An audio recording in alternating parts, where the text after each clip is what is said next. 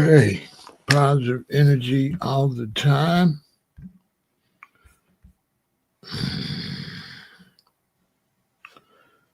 So rep your city, rep your city. Rep your city.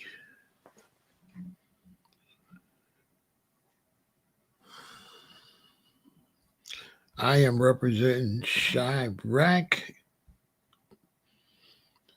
Shout out to everybody on Kick, everybody on Twitch, YouTube, and both of my Facebook accounts.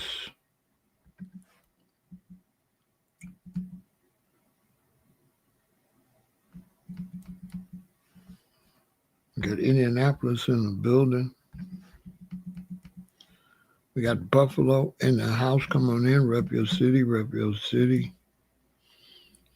Rep your city. We got Richmond, Virginia in the building. What up, Stephen? Good to see you, brother. Hope everything's going great. Salute, salute.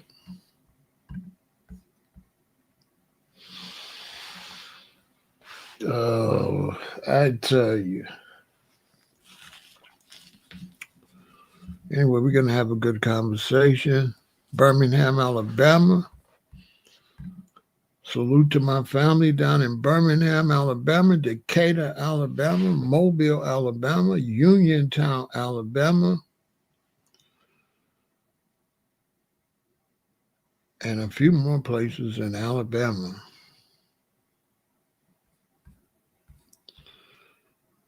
Come on in, rep your city, rep your city. Rep your city. We got South Africa in the building. I should talk about what's going on in Nigeria with the U.S. attack. We got St. Paul in the building, Minneapolis.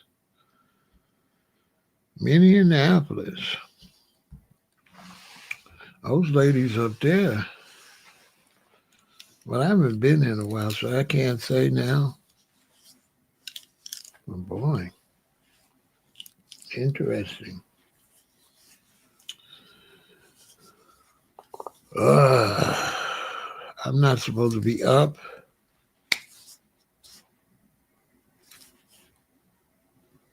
We're going to talk about it. I tell you that if you could just hang out with me for just a week, we got Las Vegas in the building. Fresh always. So fresh and so clean.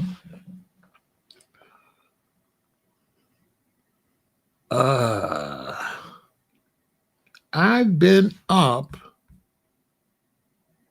since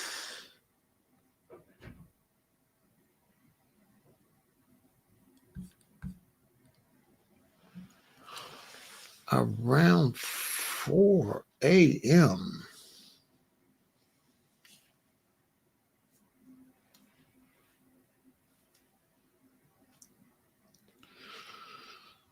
Have you ever...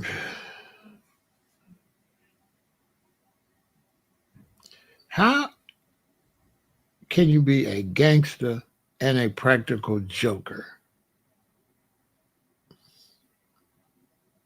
Well, it ain't really a practical joke, but it's a practical joker, so it comes off like a practical joke. Now, I haven't had much sleep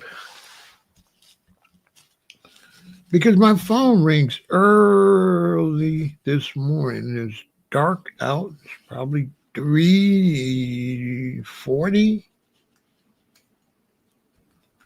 something like that. And there's one of my compadres, one of the guys, one of the soldiers. He's like, Pharaoh. I'm like, what's up, man? No, Pharaoh, what's up, man? Get your whole ass up. I'm like, bruh, what? Get your whole ass up, Pharaoh. I'm like, bruh, you're 71. I'm 67. You know what I'm saying? What's up? Unbelievable. Bro, you 71. Anyway, get your old ass up. What? I need you right here. I need you here now. You know, so-and-so's over here. I don't want to say no names. So-and-so's on their way over here.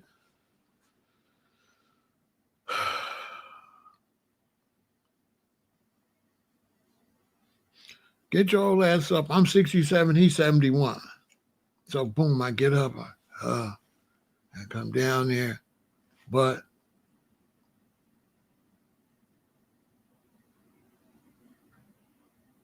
it's early in the morning. Sound like a 911. He not going to call me unless this is something bad. Most likely this is something bad. This is some gangster shit probably, right? So I boom, and jump up like, shoot. He's a long way away from me. He's like, well, there wasn't no traffic out. So he's like 35 minutes away, 40 minutes.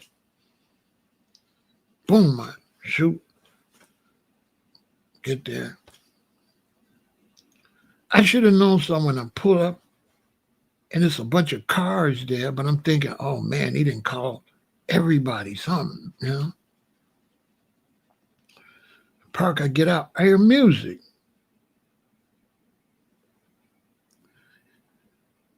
Boy, I hear music. I hear people laughing and stuff. So I'm like, what? He comes out the house with a thing wrapped up. It's a baby. Tell me he just had his first grandson. I said, man, I know you didn't call me, bro. I know you did not call me like this is like, you know, some street business. At 3-something in the morning, you're like, I know you weren't gonna come. You weren't gonna come unless you thought it was some drama. I know how you are. You was gonna come later. You got to see the grandbaby. This is my first grandson. You know? This is my first grandson. This is like your grandson. This is you the grand godfather. Something he said. I said, oh man. You know, I got 2 granddaughters. This is my first grandson.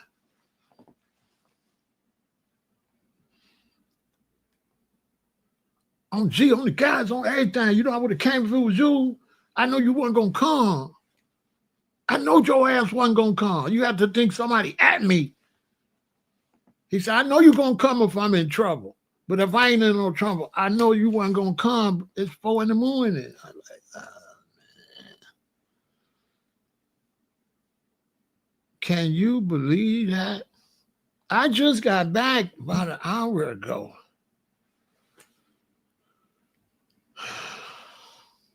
Cute little baby though. Whole bunch of people there, a bunch of people. I don't know how he got all them people up. He must have did the same thing. He writes a house full of people. The neighbors ain't complaining. The music is up loud. He acting like he get ready to go to a prom or something. He excited about that grandson. I'm talking about, man.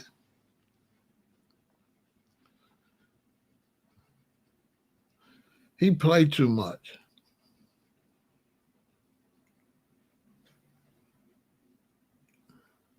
There's a bunch of ladies there and stuff.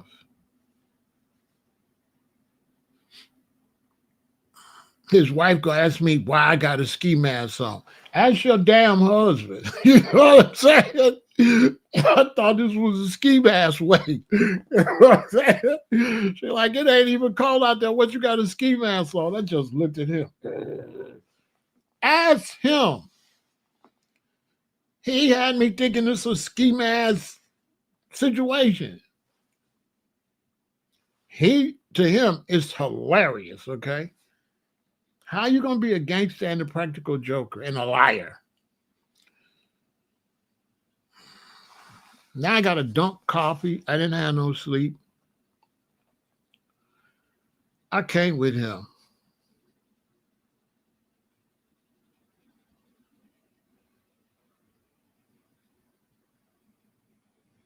Can you believe that? He woke me up to come see the grandbaby in the middle of the night.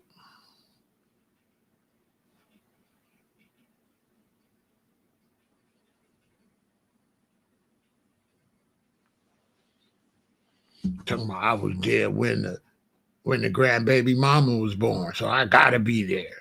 He ain't lying though. I was there when his daughter had the baby, when his daughter was born. Like, you was here when he was born. You got to be here when our baby born. Tell Rome Jew.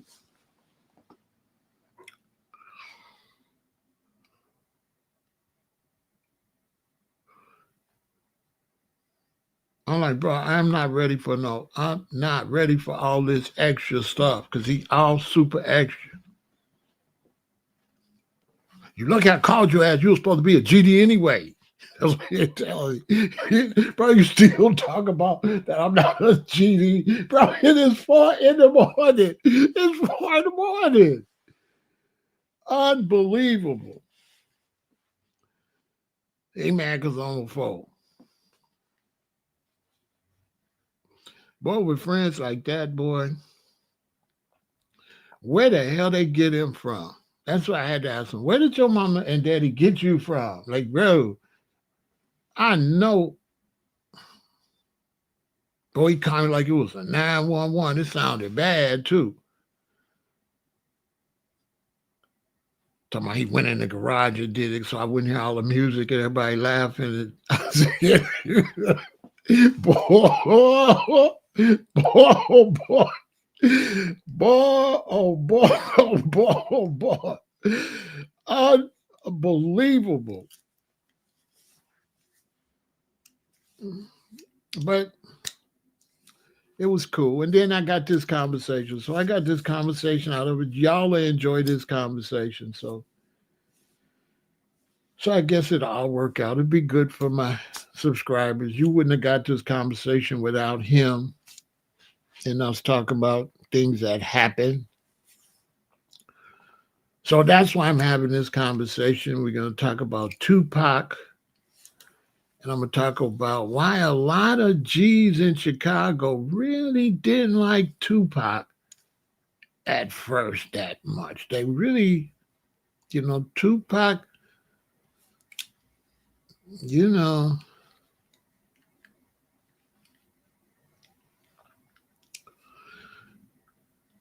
it was not in good favor,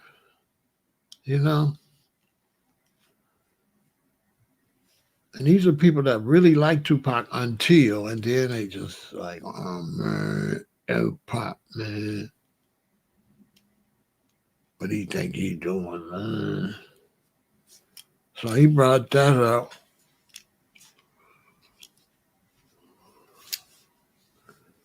About what they was going to do to Tupac.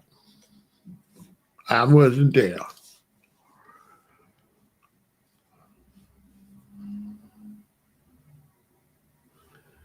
So we're going to talk about that. So Tupac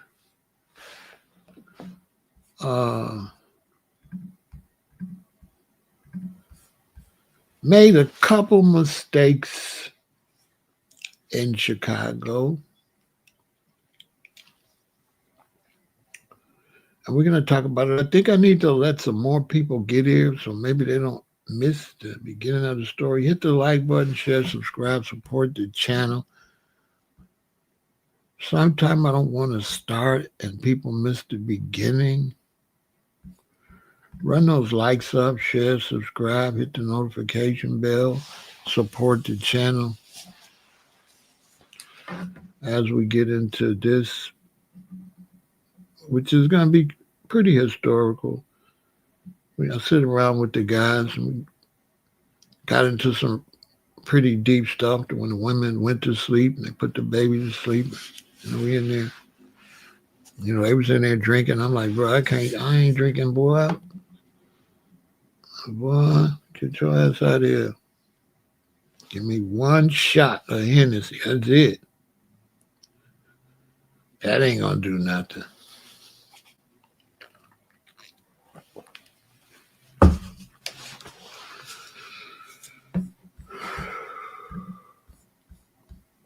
That's like Kool-Aid.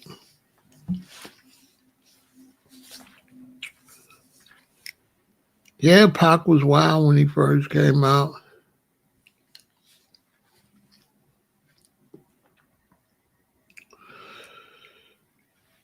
But Pac got himself in Chicago trouble here.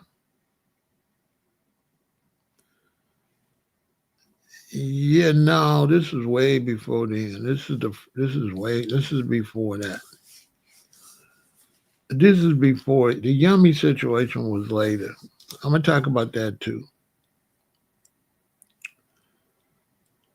Good to see you, Kathy. No, this is the first time he almost got in some pretty bad trouble.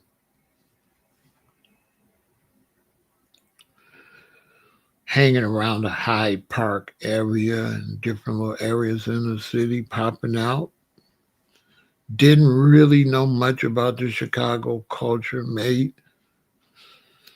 a serious mistake.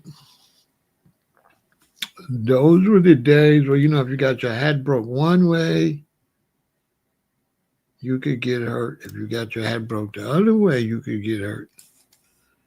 So you had to, you had to have your hat, your bib straight. If you didn't know, if you didn't know the rules, you gotta better keep your hat straight. If it's broke to the left, it's gonna be a problem. If you run into the wrong people, if it's broke to the right, you're gonna run into some problems if you run into the wrong people. This was that era.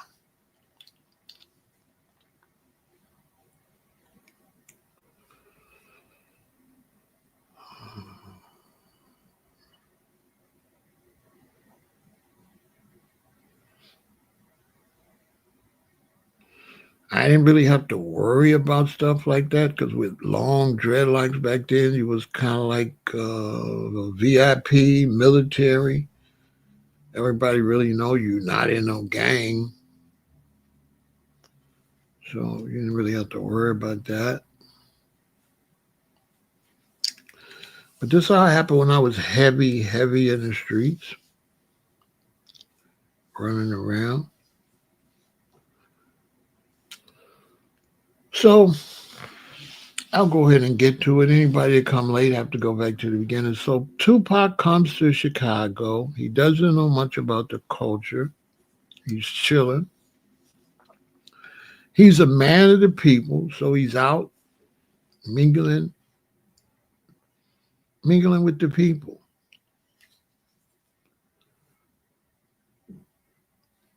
But he goes into an area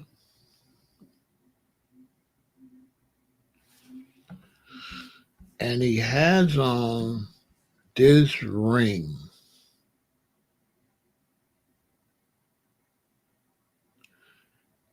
And he was lucky to stay alive with that. He had on that ring.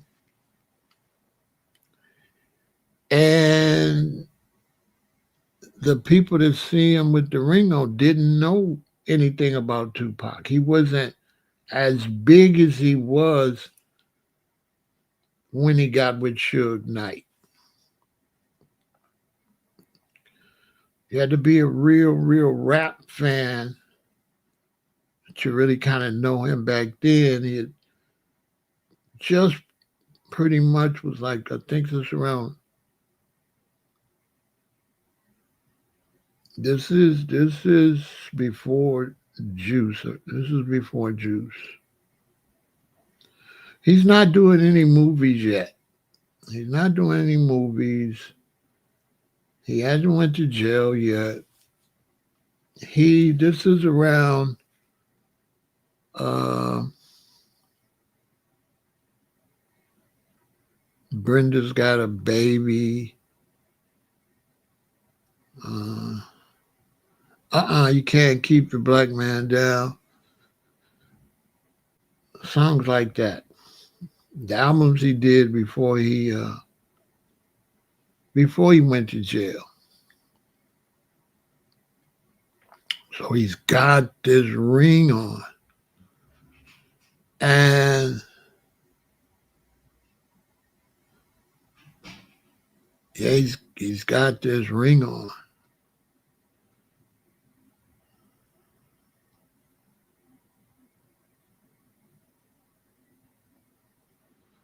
Nah, Pac was known, but not on the streets of Chicago by certain characters.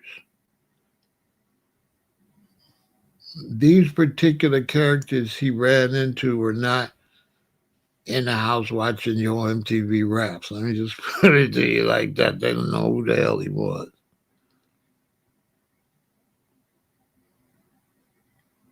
Not like that. The West Coast kind of knew he was. Real hip hop fans knew who he was, but Chicago's a big city. So I ain't know who he was. Now, let me explain something to you. In Chicago, that ring represents, at that time, the Blackstones.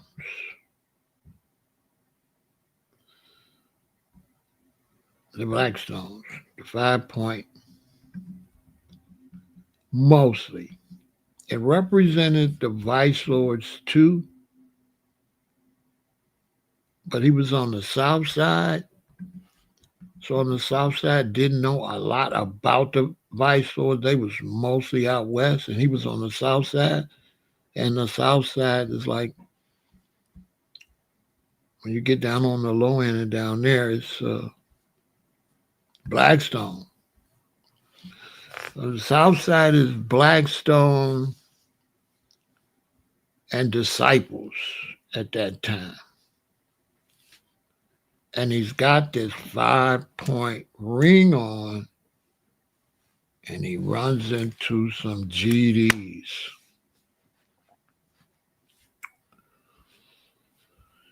He runs into some GDs, and they're ready to do him. They're ready to do him because he was really wearing this ring a lot. He don't know, he don't know what that is. He's out on the West Coast. You know what I'm saying? He out on the West Coast. So he's rocking his ring. He's rocking his ring everywhere.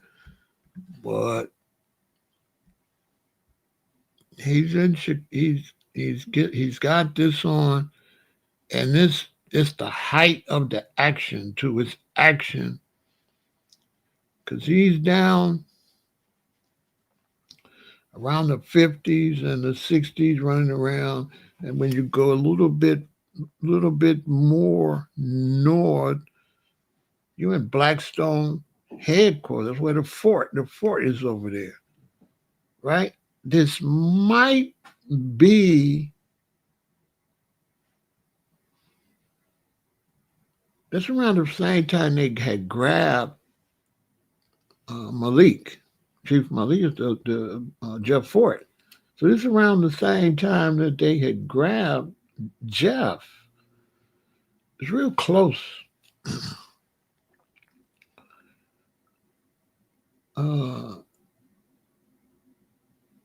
It ain't no joke. You know what I'm saying? I think they had been grabbed Jeff. Let me see.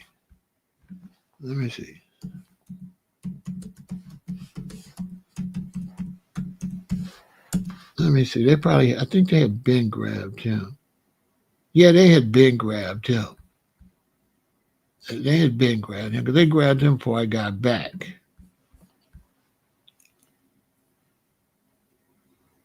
So they had been grabbed Jeff, but he run around with this 6 point star. At this time, your hat broke this way, is that, broke that way, that. The 5 is Folk Nation, the 6 is Folk Nation, and the 5 is the People Nation, Blackstones and Vice Lords. You cannot get caught with the wrong star in the wrong place. Can't do that.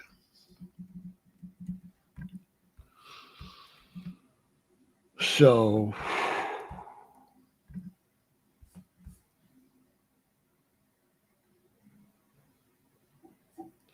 at that time, he probably just liked the ring. Does that still stand today?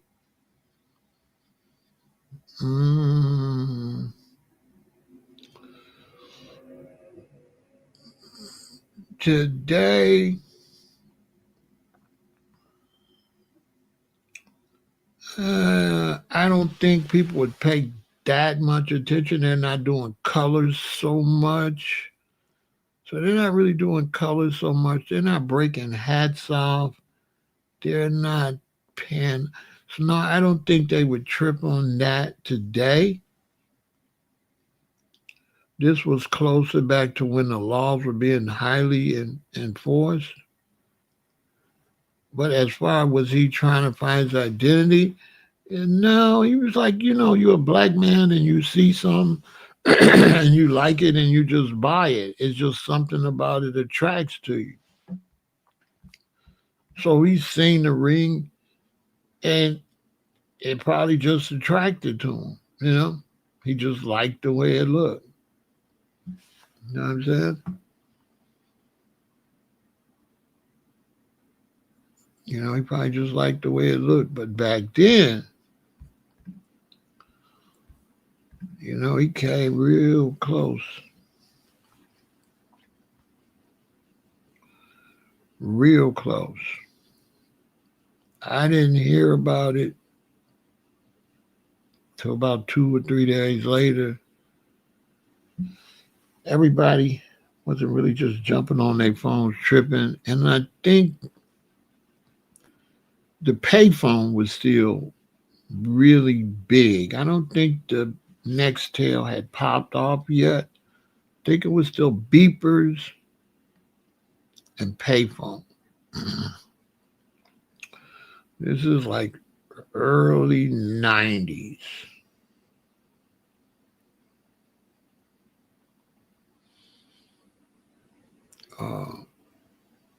The other brothers came down, wasn't so lucky.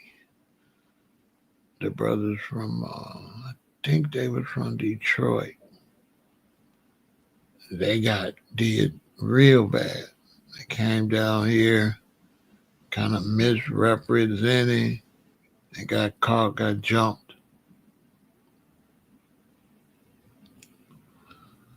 So they didn't turn out. It didn't turn out so well for them. All that happened around the same time. I think Tupac was first, and I think they was next.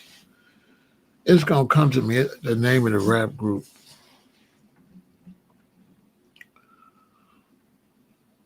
They got caught down here with the wrong colors or the wrong rings or something on the wrong thing, and boom, boy, that went crazy. Yeah, because I had just got here from L.A. when all that happened.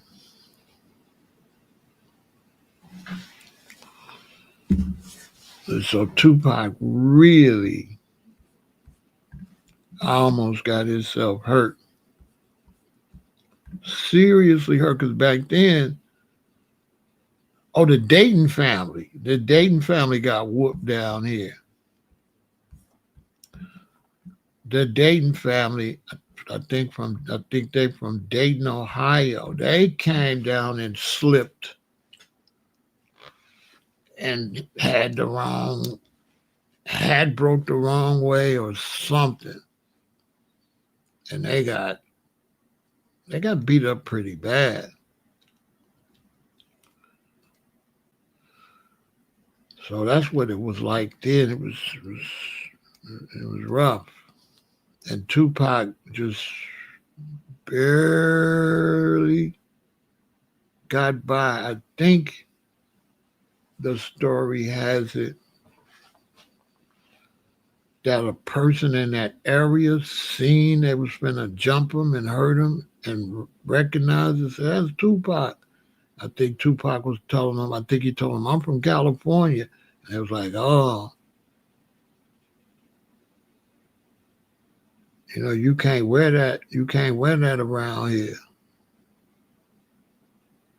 You know what I'm saying? You can't wear that around here. You know what I'm saying?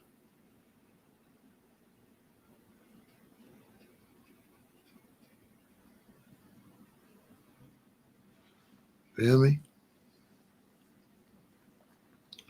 Yeah, you can't wear that around here. And it just was laws and regulations. I wouldn't say they was lost. It wasn't a matter of being lost.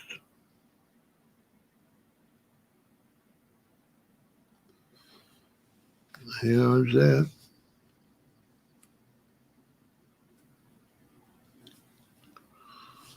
The Yummy situation was later. That happened later. I'm talking about the first situation with Tupac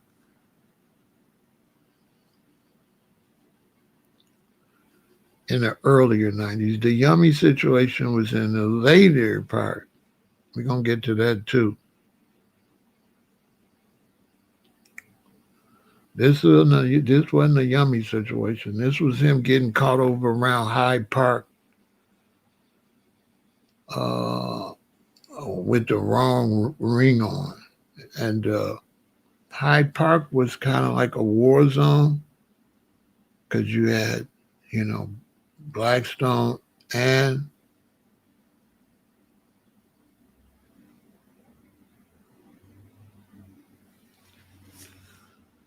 well, nobody lost. It wasn't a matter of being lost. It was a matter of neighborhood identity. It wasn't a matter of being lost. It was a matter of neighborhood identity.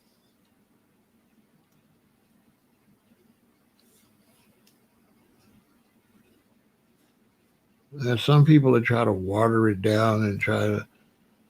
Where you from? Where you from? Phyllis speaks. You from Chicago?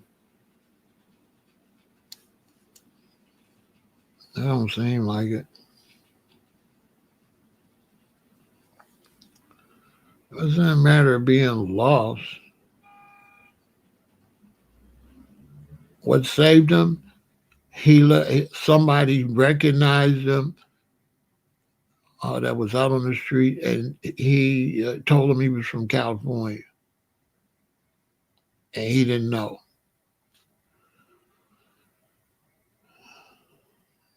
He told me he was from California, and he didn't know.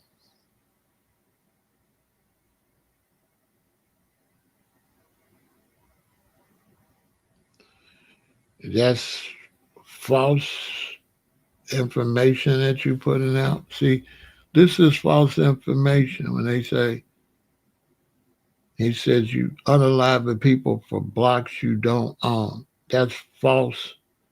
That's false information right there. That's people trying to uh, water it down.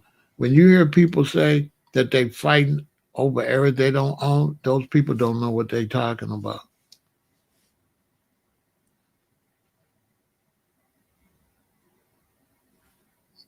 They trying to simplify it. When you live somewhere, it's yours. You know why it's yours? Because you got to live there every day. Okay? So it's yours. Those are your blocks. You know what I'm saying? So if you live somewhere, don't listen. After a while, I'm gonna have to get rid of him because he kind of like trolling too much and really kind of destroying the conversation. All ahead of the conversation. You know, somebody put Phyllis Speak on timeout for about 30 minutes. Let him go do something.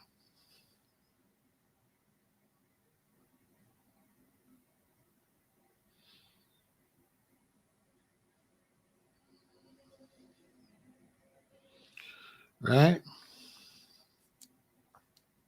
So when you live somewhere, that's your. I don't know what you're talking about, Damon. I don't know what you're talking about. But when you live somewhere, that's your turf,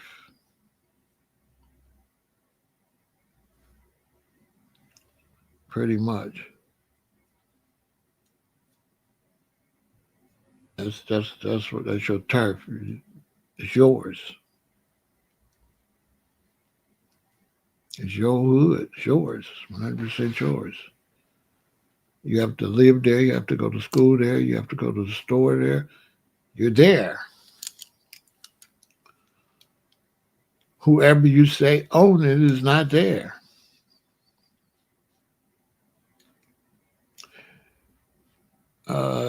Damon's trying to make it something weird stuff like Chicago versus some weird. We ain't, uh, I've been to Cleveland. Cleveland is cool.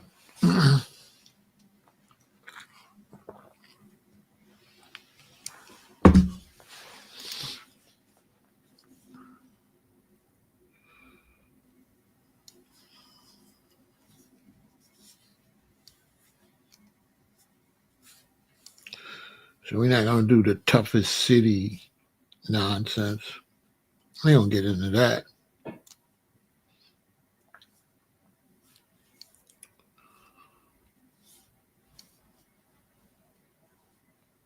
Yeah, I don't get into that.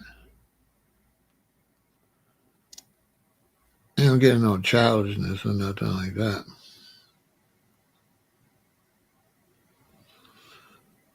Uh, and then we talking about like in the 90s. So anybody getting emotional about a story back in the 90s today,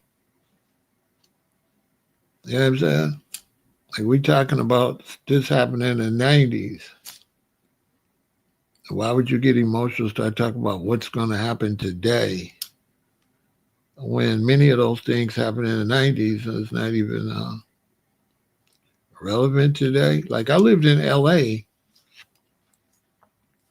in the 80s, and that was a totally different LA too. Now, LA is still dangerous, but it becomes a different type of dangerous. Different rules, right? So it becomes a different type of dangerous.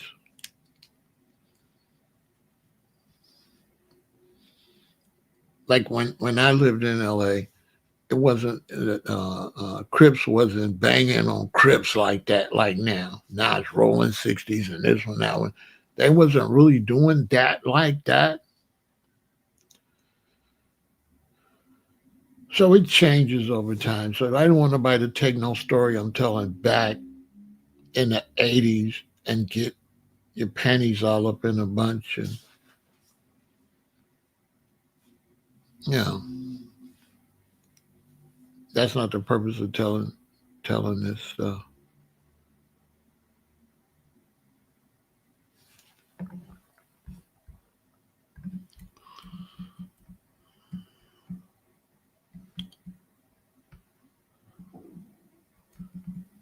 Oh, okay, you trolling. All right. Yeah. You're too emotional. You're too emotional. Come back tomorrow. You're too emotional.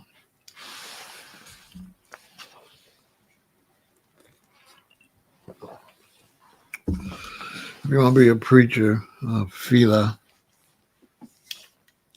Go get you a church or something, you know.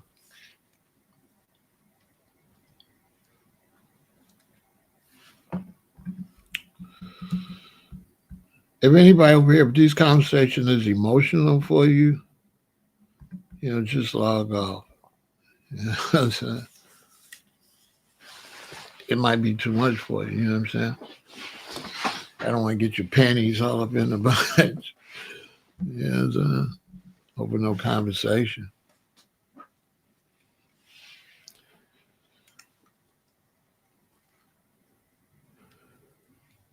Especially over no history, right? So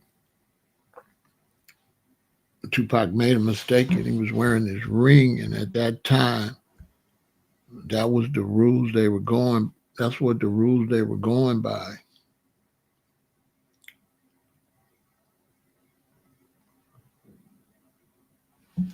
At that period in time. So for somebody to talk about that and say you're not going for that when that's not even happening anymore, a little emotional.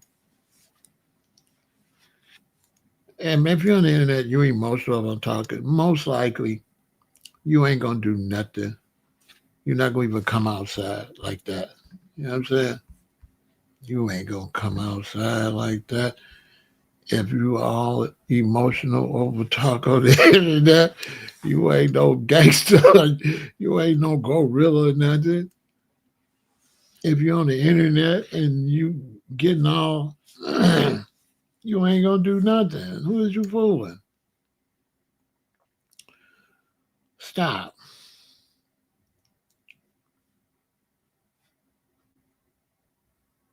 There's a lot of weirdo stuff. You can't handle a conversation, makes the conversation a personal. This is just a historical conversation, so I don't know why it would be personal today. A conversation about Tupac back in the early 90s. I don't know why that would make anybody get emotional today. But you ain't gonna do nothing. You start talking about your city, this and that.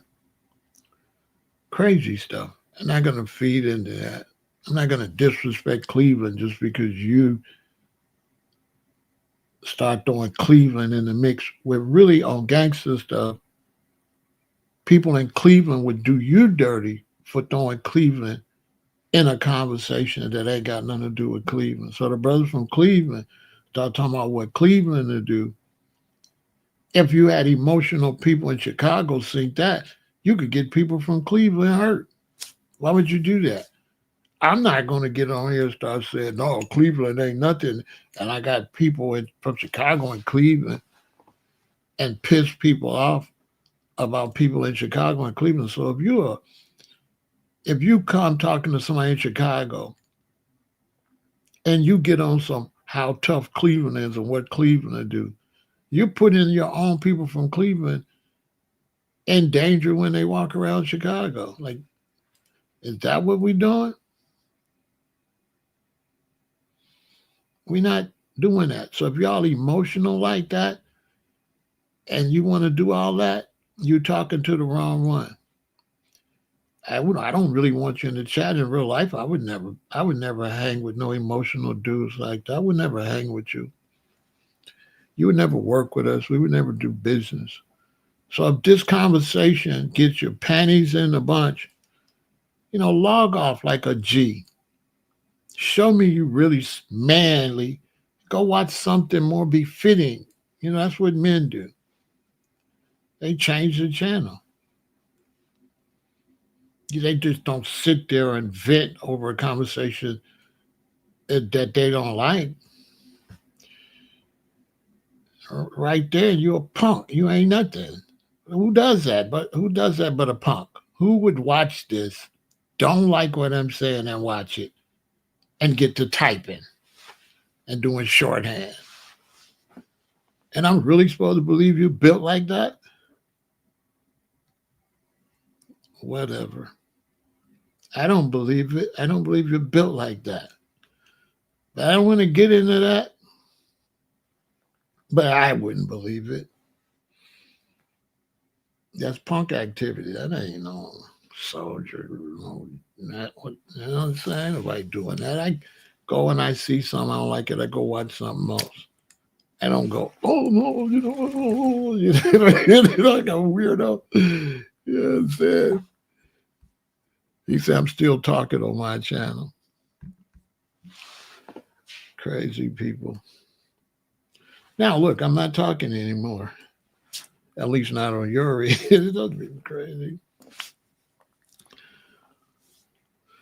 And so, yeah, Tupac had the wrong ring on. And then over time, as he elevated, you know, that was all water under the bridge. You know, I don't do no internet beefing and I don't do no beefing on the streets. So I don't do beefing.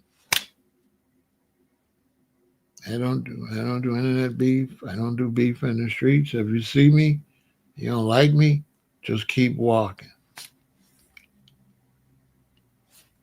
I don't do beef.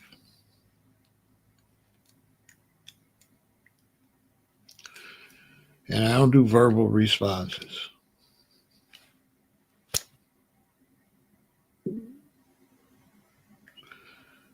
So I don't do weirdo stuff.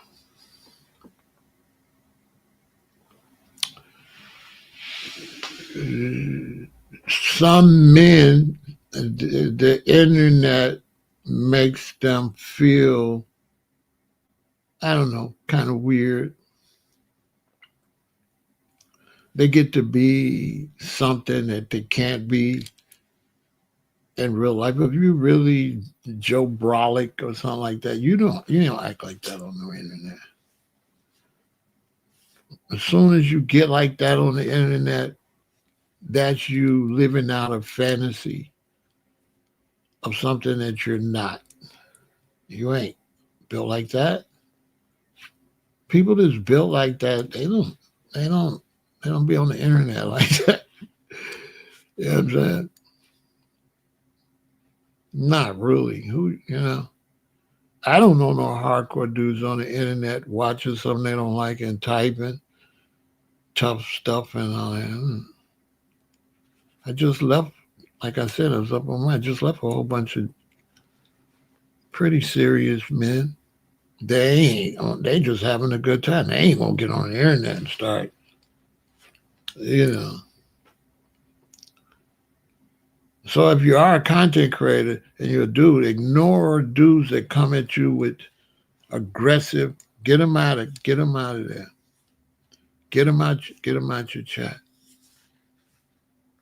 We call those send-offs. They're like police. You know what I'm saying? Because everybody know who you are, but nobody knows who they are. So you know that's a weird or a coward because they already know that their face is not exposed.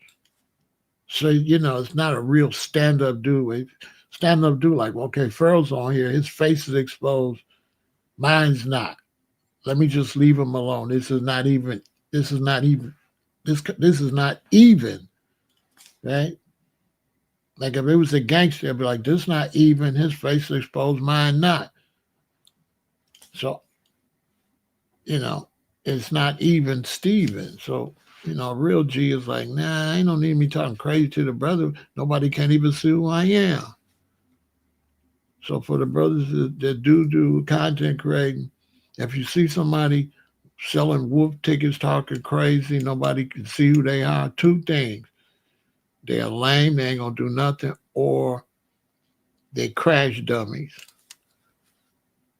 And they'll say something crazy, and the police will come right to their house, get their IP address. You know what I'm saying? Crash dummy on there. I'll do all this magical stuff, and the police come right to their house. You can't be no super gangster on the internet with the police watching and want me to get emotional for a name. Like you just got a name like Damon B4D4B. They want me to argue with Damon dash D4B. Really?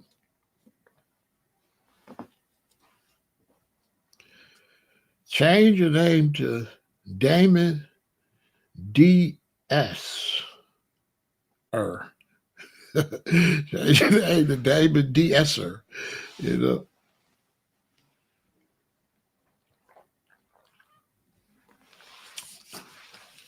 that's a better name. You know, go turn on your phone and say, ask AI to play Acanelli for you, your favorite song. Go on your phone and say, Siri, play Acanelli for me, my favorite song. Let Acanelli tell you my thoughts. Acanelli will tell you what I'm thinking.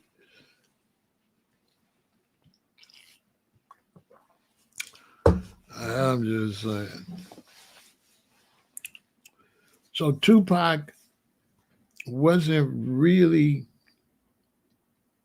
liked by a lot of the city because they took it as disrespect that you running around with a 5-point star on. And they really didn't like that. Because like I said, that represent Blackstones and Vice Lords and people in the folk nation, BDs and GDs. They ain't gonna like that.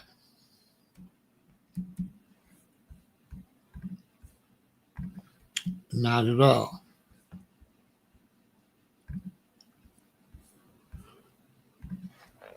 Not one bit.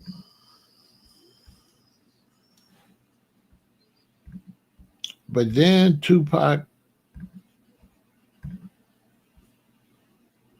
made another mistake.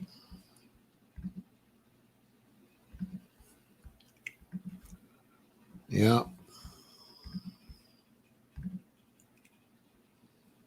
He made another mistake. And he ends up coming to Chicago and he finds out about Yummy. And that's where I was just at. I was just out there in that area.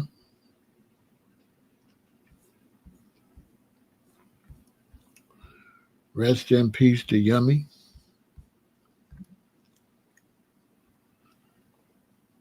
And so Tupac found out about Yummy.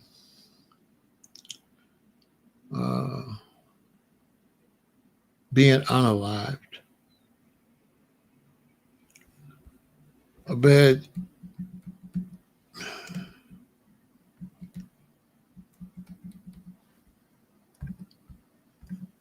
Tupac didn't know what was going on. So he jumped in something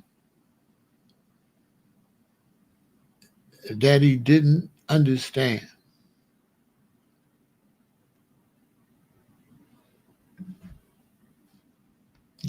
So he jumped into something because people seen what happened. But when you don't live in a city, you have to mind your business because there's street politics. And so when Tupac seen that situation, he started running his mouth up there in Milwaukee. Almost got unalived again. Got chased off the stage, chased around through the premises, chased in the hotel, and he had to escape for his life. Like it was real serious getting Pac out of town.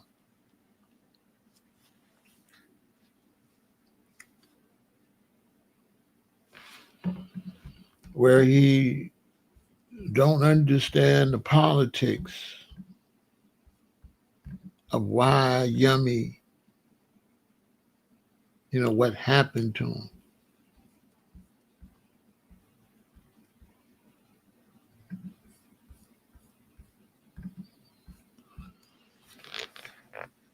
And so as soon as people see the story, they jump off the thing. I come to you, I try to make sure my audience is intelligent, that you know the whole story.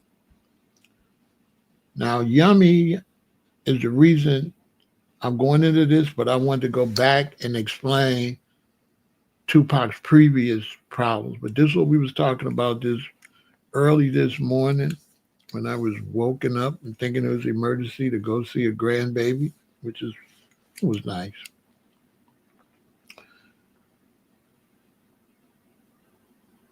All right. And so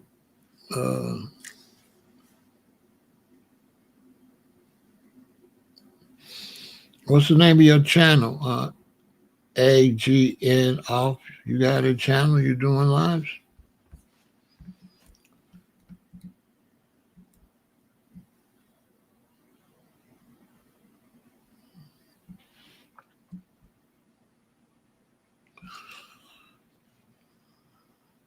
So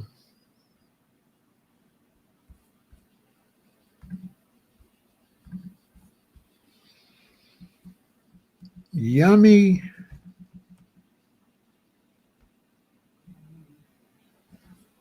Well, I'll read it to you. This was September 1st. This is what I just said. I was out in the Roseland area and they was talking about this. So Robert Yummy Sanderfield was unalived at a railroad underpass near East 108th Street and South Dolphin Avenue in Chicago, where he was lured and shot in the head by two teenage brothers from his gang, the Black Disciples. This happened August 1994. I remember as clear as day. I was out there moving around when all that happened. The streets was hot. So the location was the railroad underpass at East 108th and Dolphin Avenue. This happened August 31st. And the reason was Yummy was targeted by his gang after he mistakenly shot and unalived a 14-year-old girl, Shavon Dean, while trying to shoot someone else. So he shot the wrong person, right? While trying to shoot someone else. Now, Yummy was a gang member, willingly. And so Tupac got mad and said people was out of line for doing that. So Tupac had a show up in Milwaukee. In a Milwaukee concert, September 1994, Tupac angrily confronted audience members he identified as being associated with the Chicago gang members responsible for the unaliving of 11-year-old Robert Yummy Sanderfield. This confrontation led to chaos, physical altercation, and allegedly caused Tupac to be banned from performing in the city again. The incident details, we just read that in Milwaukee, in a Milwaukee concert. Okay, who is this? It's a bunch of weirdos here. But no, the initial thing happened in Chicago. Okay, let me get rid of the trolls that don't pay attention.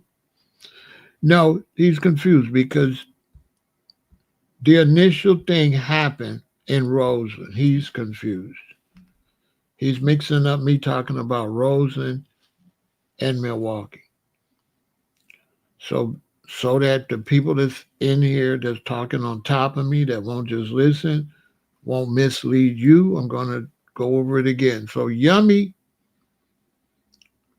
was unalived here in Chicago, not in Milwaukee,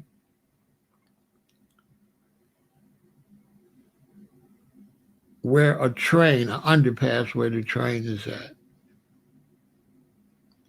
And Yummy was targeted by his gang after he mistakenly shot and unalived a 14-year-old girl while trying to shoot someone else. Okay? So now back to what I was saying before I was rudely interrupted.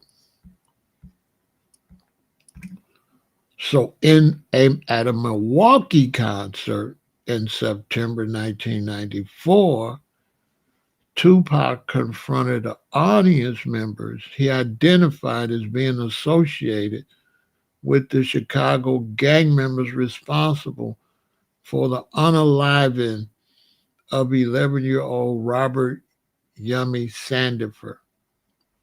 This confrontation led to chaos, a physical altercation, and allegedly caused Tupac to be banned from performing in the city. The incident details, date and location. The event took place September 3rd at the Mecca Arena, just 2 days after Yummy was unalived. Tupac's action. Tupac was deeply affected by the news. During his performance, he stopped the show midway through his second song and called out the gang members in the crowd, yelling and cursing at them for the unaliving of a child. Reportedly offered $200 to anyone who'd bring the perpetrator to him on stage. The crowd acted hostile, with hostility, and with some throwing chairs and bottles at the stage. A large fight broke out between Tupac's entourage and the members of the audience. The aftermath of the situation escalated significantly, leading to a backstage confrontation where over 100 members of the GDs reportedly gathered looking for Tupac. Law enforcement found weapons in his dressing room. The incident was so volatile that it reportedly resulted in Tupac being banned from performing in Milwaukee again. Right? Tupac should have minded his business. You from Oakland or New York, but you ain't from Chicago.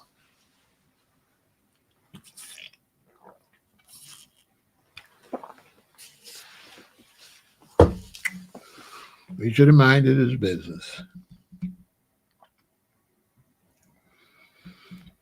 And so now, as I do, I'm going to explain to y'all what really happened and what that's really about. You see today the gang violence in places like Chicago, and you see the innocent people as being shot. And the reason the innocent people are being shot, the reason they want to shoot me and come shoot everybody in the car is because the gang chiefs that run the gangs, they lock them up so they can't run the gangs the way the gangs are supposed to run.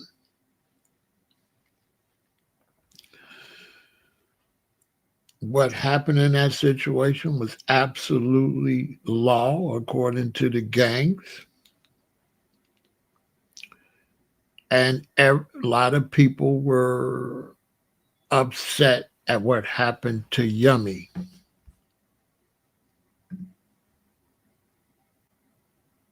Right? But this is what's phony. Nobody's upset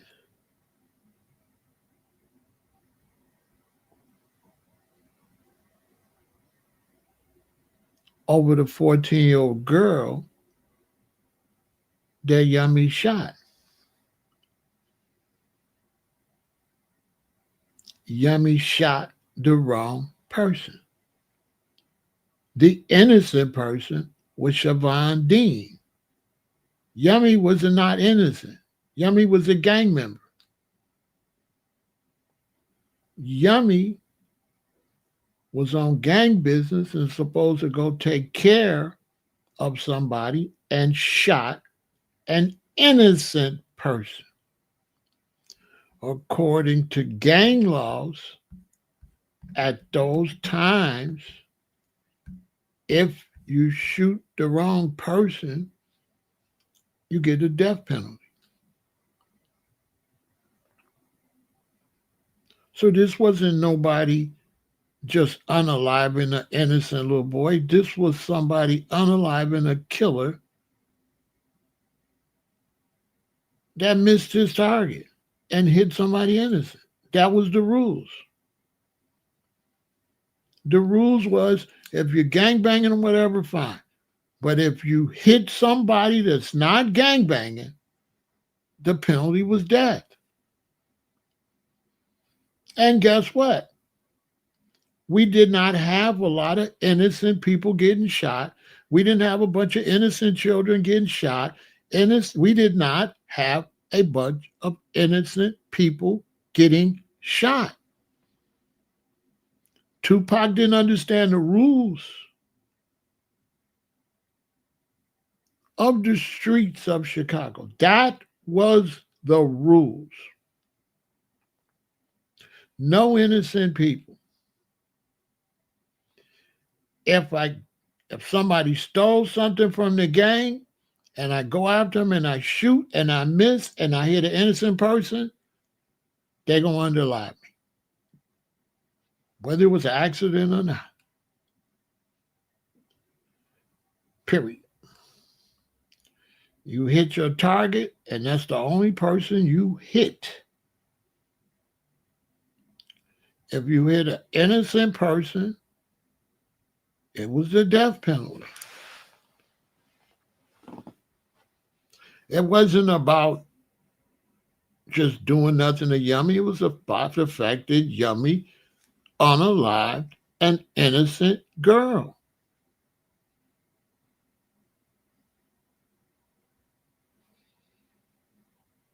He wasn't no victim. He was a perpetrator.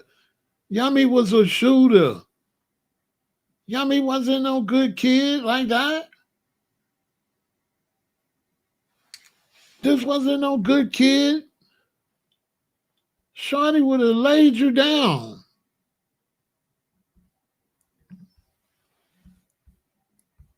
He wasn't no innocent kid.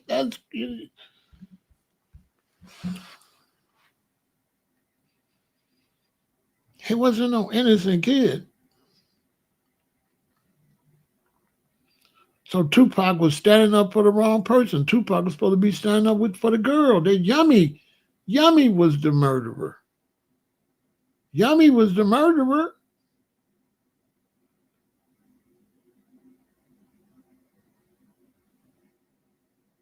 Nobody never told y'all that, huh? He had to pay for breaking the rules, his rules. Gangs have rules. Under leadership. Under no leadership, no rules. Now you're going to have gangs, so you tell me, would you want gangs with rules or gangs with no rules? Because today you got gangs with no rules. You still got gangs. But you don't have no chiefs to enforce the rules.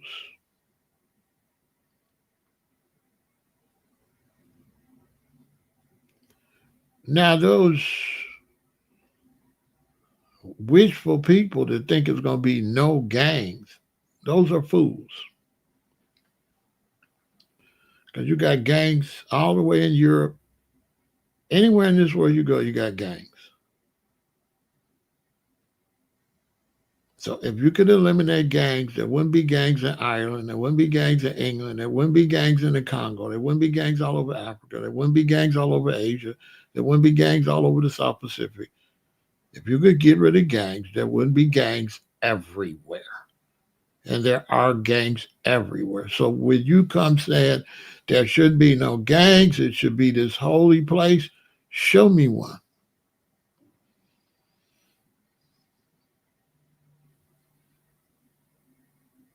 Because if you show me a place where there ain't got no gangs, they will lock you up for spitting on the sidewalk, and they got a cruel and vicious police department that's basically gangs.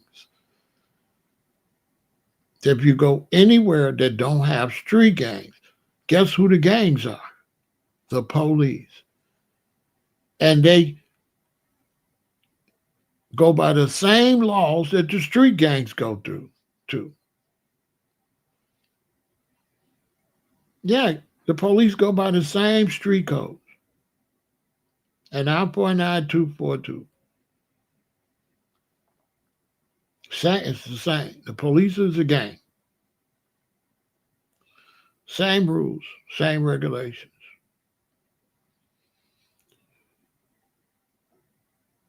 And the only time you're going to see crime down is because the government makes sure everybody can eat and everybody got plenty of money.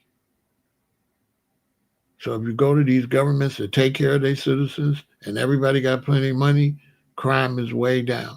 If you go to these places where the government takes all the money and leave the people out to fend for themselves with minimum wage, high prices, expensive to live, okay, you're living in a dream world. So you want to have a one-bedroom apartment for $2,000, but only pay people $8 an hour, and you don't want no crime. Okay, if you say something.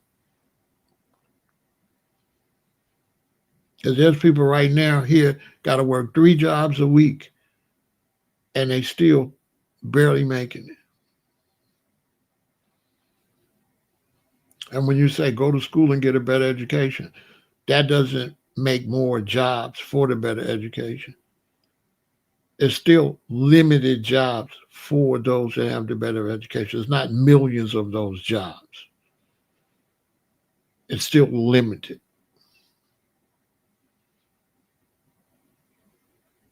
So if everybody in this country went to school to be a doctor, you still wouldn't have a job because they only got so many doctors they can hire.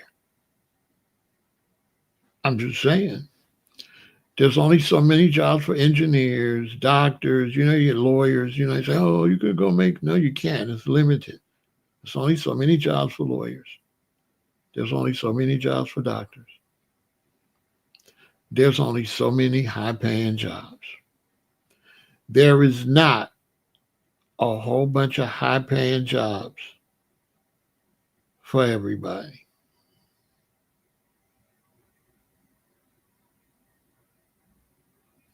Yeah, he said rest in peace to Yummy, but Tupac got involved in some business that wasn't none of his business. He made Yummy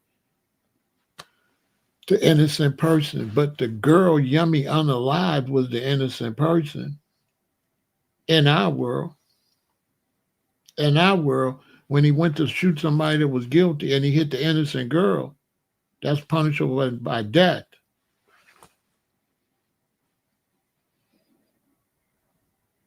So in our world on the streets, the girl is innocent. Yummy's not innocent. So if you're young and you're watching me and you want to go get in a gang, you're not innocent if you get in the gang. And when you join the gang, your childhood is over. And that's on you. So if you join the gang, your childhood is over. Now you're a gang member and you got to move accordingly. Don't try to be grown 1 minute and be a baby the next man. If you're a baby, stay in school and be a baby.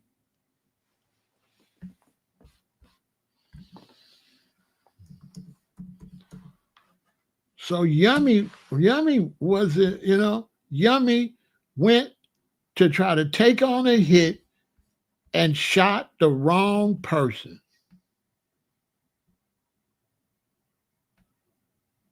And under the gang rules, he had to go. So some shorties he was running around with had to take care of that business. It was kids that got rid of him. You do know that, right?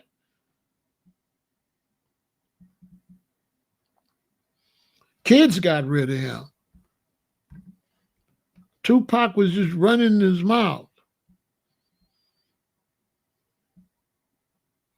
about something that wasn't none of his business.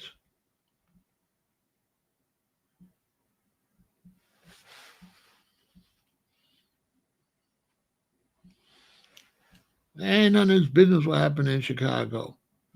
He ain't the president of nobody. Nobody ain't listening to no damn Tupac try to tell you what to do.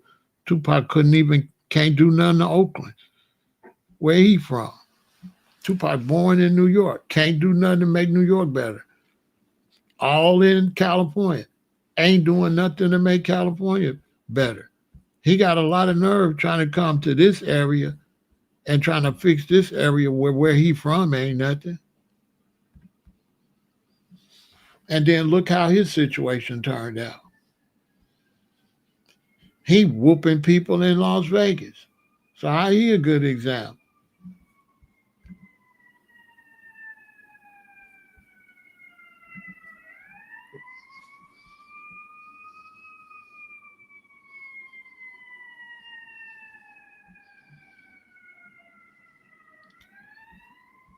So they mixed that whole story up and they never told people the facts about the story.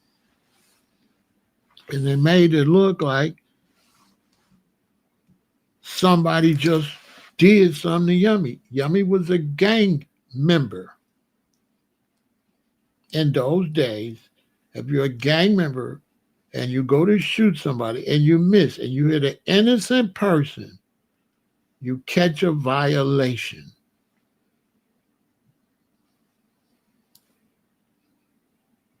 You can't hit no old lady, you can't hit nobody that ain't involved with this gang stuff.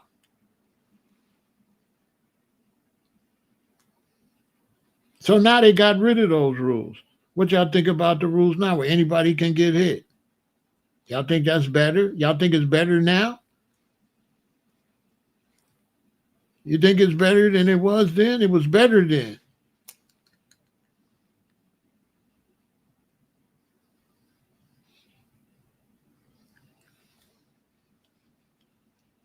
But if you're regulating it to make sure that the gang stay in order, if I'm in the gang and I'm regulating it to make sure the gang stay in order, guess what?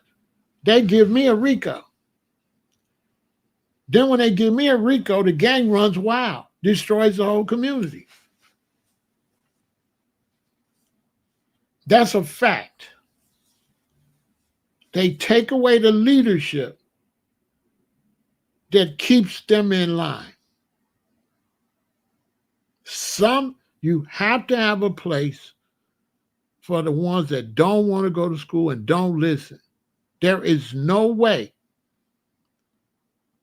to make people listen. This is not heaven. So you have to have a system for the dropouts, for the ones that don't want to go to school, for the ones that don't want to listen. They have to have a system too. And no matter what, if you lock them up and you let them out 7 years later, they're going to be worse.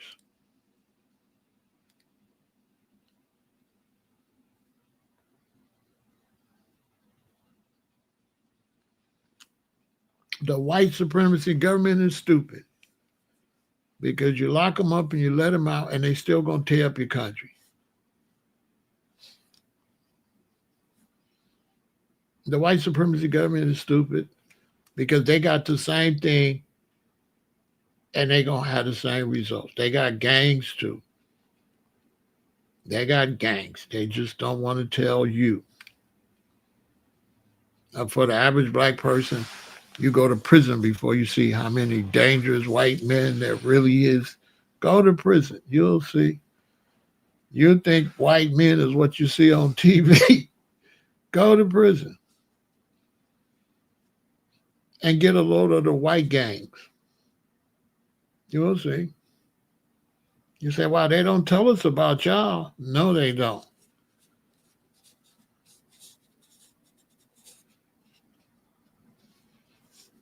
Going to school and making something out yourself is not a white, black, or brown issue.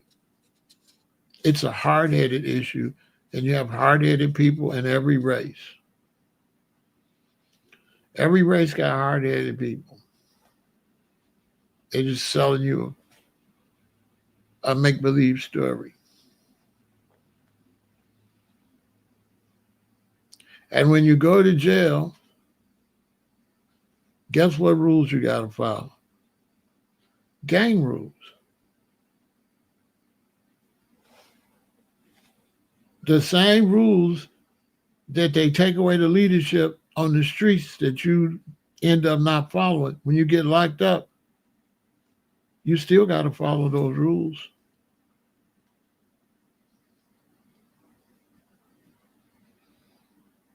And the prison follows the gang rules. They ain't going to tell you that. The prison follows the gang rules. Them guards can't do their job unless they cooperate with them prisoners. They wouldn't last a week if they didn't have some cooperation with the prisoners. They'll get poked up in there quick.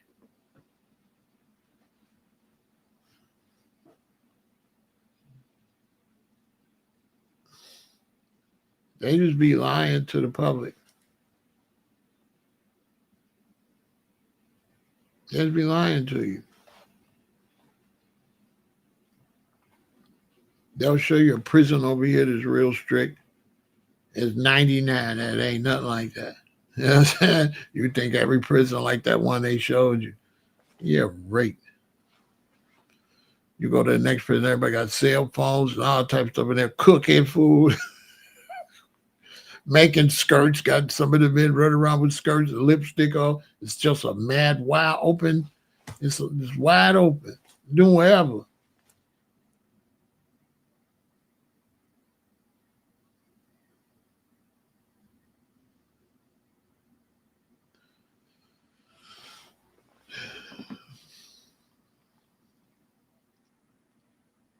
So that's the real story of Yummy.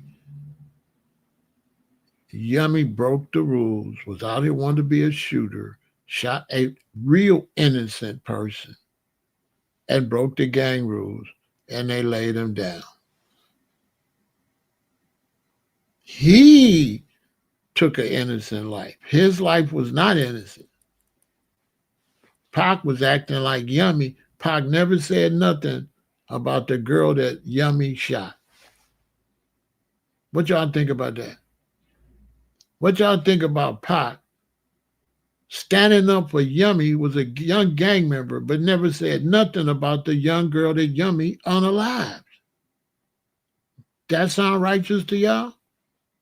Somebody that wasn't in the gang, somebody that was going to school, somebody that had nothing to do with nothing.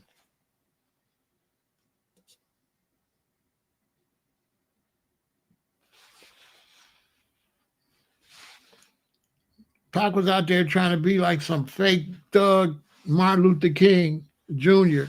and talk about something that he don't know the politics of. You in Chicago, you move to LA, they got their own politics.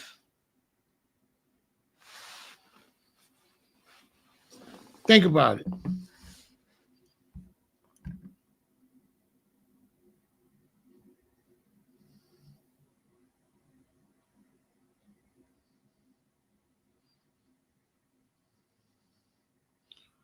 Think about it.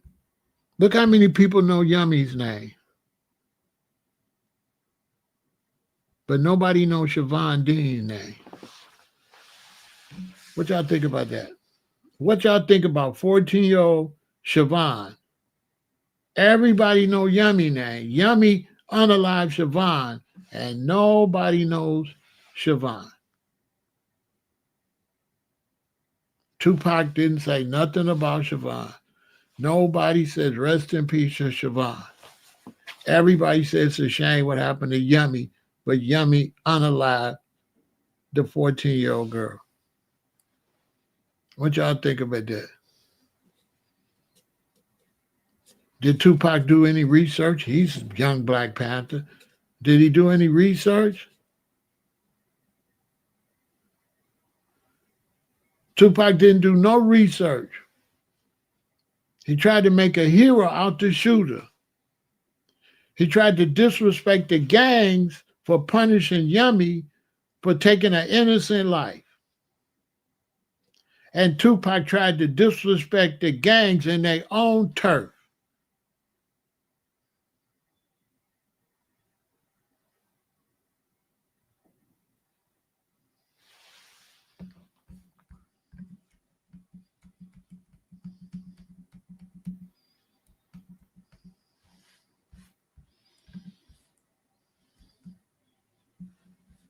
And all the innocent people that work every day, they the ones buying the drugs.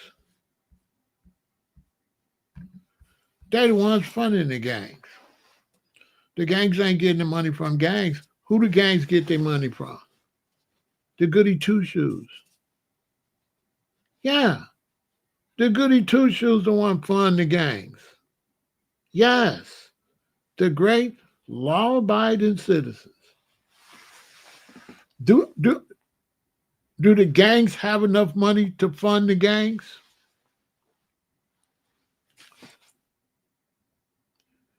Do the gangs have enough money to fund the drug business? No. They don't have enough members to buy all that. So who's buying it? Who's buying all the drugs?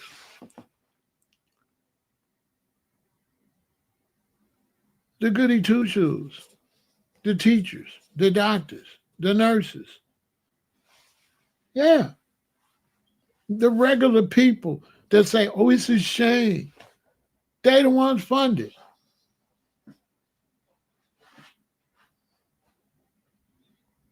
Facts. All that money comes from the good, decent citizens.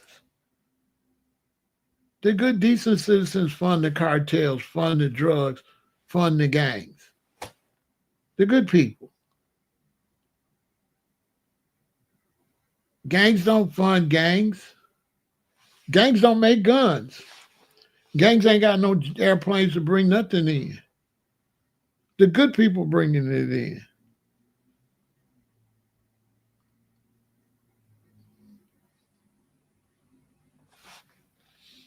That's who funded it.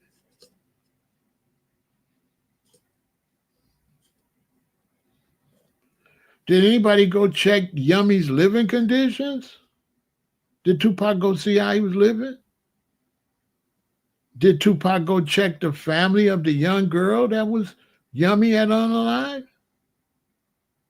No. The real victim that the gangs avenged her death, the gangs avenged Siobhan. Am I right or am I wrong? They punished Yummy for hurting that baby.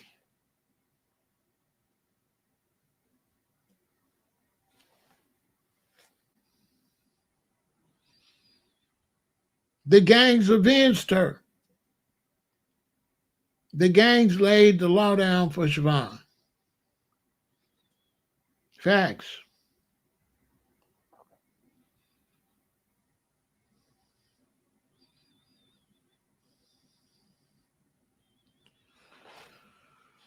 Can't nobody tell me nothing. I got 6 children. Nobody's honest anymore. You can have 4 children You can have 2 boys and 2 girls. And I don't give a damn if you're the greatest parent in the world. One of those children or 2 of them children are going to do what the hell they want to do. And it ain't nothing you can do about it. You can preach to them. You can spank them when they little. You can put them on punch. They'll run away. They will run away before they listen to you. So all this is to parents is bull. Absolute nonsense. And all these parents out here know it's nonsense and ain't saying nothing. Because there's millions and millions of parents, white, Hispanic, Asian, and black, that's got children out there on substance abuse that you tried to help time and time again, and they won't listen. Didn't a famous actor son just unalive him and his wife? You don't think they tried everything? Was that the parents' fault that he unalived the parents? Okay, it says the parents. Okay, was it the parents' fault that the son unalived the parents? Because you can lead a horse to water, but you can't make them drink. And sometimes you just get, people just don't listen. You call them children, but they people. And some people don't listen. Adults and children. Some people don't listen. They're 12 years old and they will not listen. They will not. You can scream, you can shout, they won't listen. They'll run away. If you throw them out, they won't come back. They won't change and come back. They'll be like, the hell with you. I want to do what I want to do. Then you go get in trouble. You say, where were the parents? The parents was at home doing what they had to do.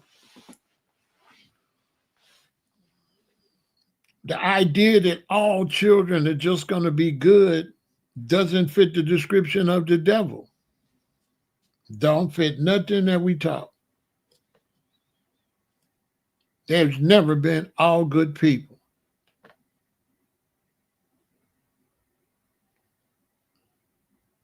Them people had 2 babies. They had Cain and Abel. And Cain killed Abel. They was bad parents? According to the Bible, Adam and Eve had 2 sons. And one of them unalived the other one. They was bad parents? I'm just saying, the earth was supposedly new. How you get bad parents that quick? Or was just one of the sons just a loser? You know what I'm saying? I raised children. They own. You can only help the ones who want to be helped. The ones that don't want to help and don't listen, ain't nothing you can do with them. Sometimes they have slight mental problems. Sometimes the parents have slight mental problems. Born like that. Born with issues. They're just different. Sometimes ain't nothing wrong with them. They just hard-headed. They just don't listen. Sometimes they don't care about consequences. Sometimes they don't care about consequences until it's too late. You can't fix that with parenting.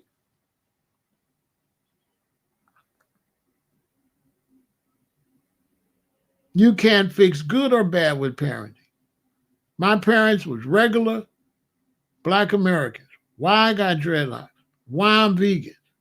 Bad parenting? Why they couldn't make me eat meat? So the same way they can't make me eat meat, and I went vegan and they thought I was crazy, was the same way I could have did whatever I wanted to do.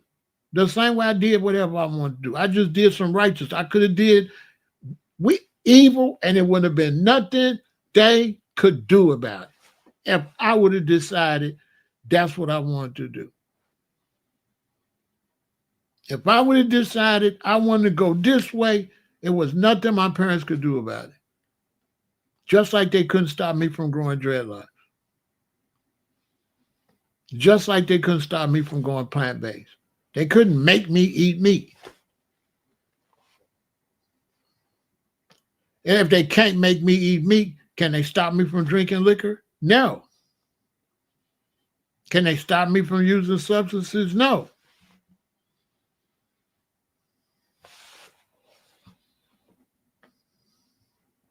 They cannot.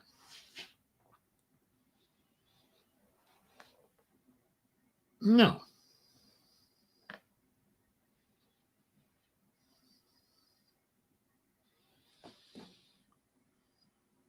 So Tupac was clout chasing. He wasn't doing that from the heart. He was doing that for publicity. It was a publicity stunt. He couldn't even keep his own shit together. That was a publicity stunt. I got love for Pac, but that was a publicity stunt.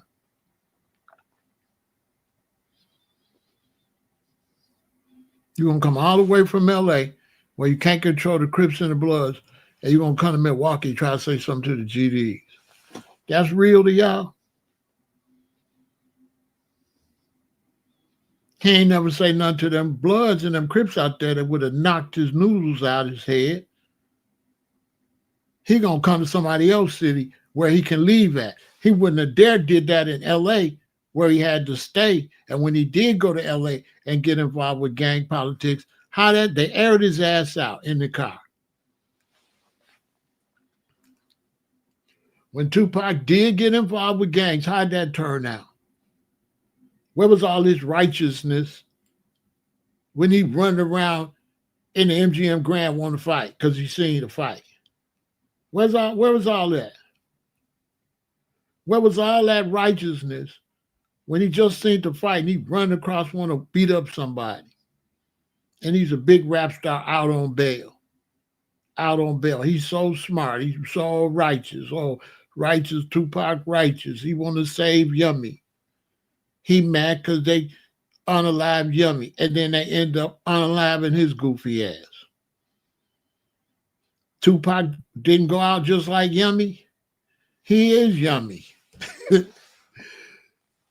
Yummy the Dummy.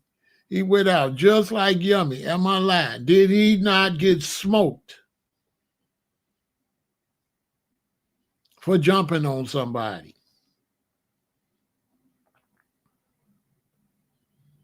Same thing.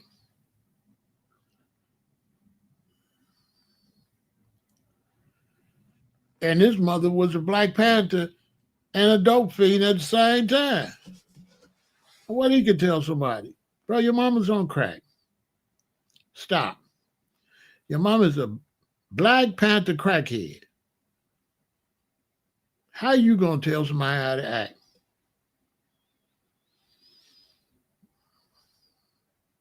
How you pro-black and on crack? How'd you a crackhead Black Panther? You's a crack panther. You know what I'm saying? How'd you a crack panther? You know what I'm saying?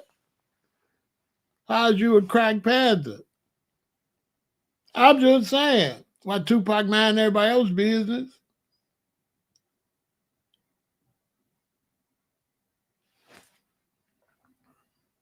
Why his mama's chanting, crack is beautiful. See what I'm saying? Mind your business and go deal with your mama and your situation. I ain't trying to do some fake Superman shit. And don't even know the circumstance. And the young lady passed away, and still today ain't got no justice. Where they put the false story out there and said, poor Yummy, and never said nothing about the young lady that lost her life. I dang gonna need to start a campaign to get her name out there. Imagine how our parents feel, where everybody was talking about poor Yummy. And Yummy done unalive their 14-year-old baby, and that baby didn't get no media or nothing. Yummy famous, the scumbag.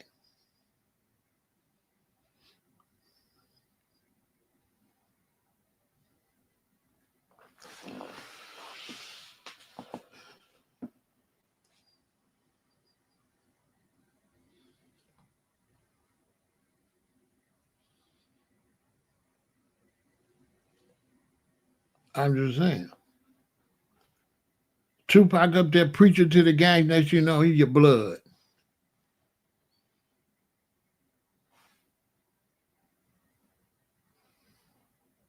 Next you know, he your blood. He run around with red rag with Suge. But he'll tell you the children shouldn't be influenced by gangs. And the first time he got around gangs, he was oldest, he became a gang member. As soon as he got around the Bloods, he was running around with Suge. That's why Snoop and them didn't like him. Because they seen he was phony. It was like, you a blood now? Bro, you ain't even from down here. You from the Bay Area. The Bay Area didn't even have Crips and Bloods. How you a blood?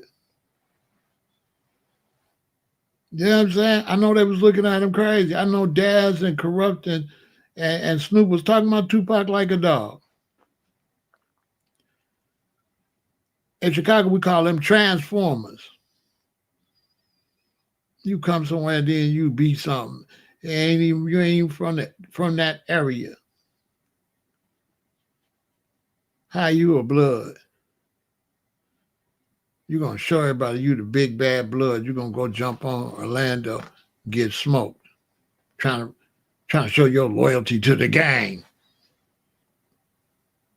That's why Tupac got smoked. He was trying to prove his way into the gang. He wasn't trying to prove he was a blood. He was trying to prove he was a blood. The same one talking about the GDs, this and that and that and that. And he went and joined the Bloods that do the same thing in LA. They got violations and codes and same thing. All the way in Chicago, trying to tell the GDs how to run the GDs, and then he went and joined the Bloods.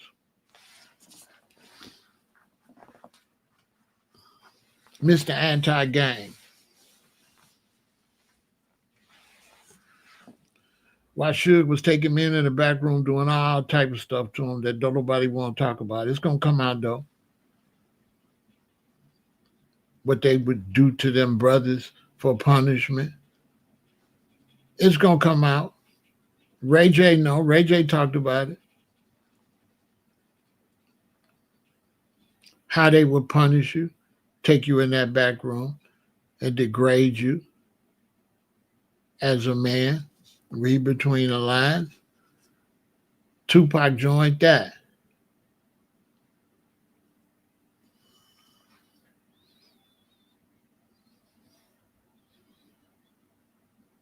You know, a lot of these gangs, certain gangs don't do stuff and other gangs do. Like here in Chicago, certain gangs don't do none of that. And then other ones do. Yeah. Yeah, you could do that. I can't even tell you what they're doing in the county jail now.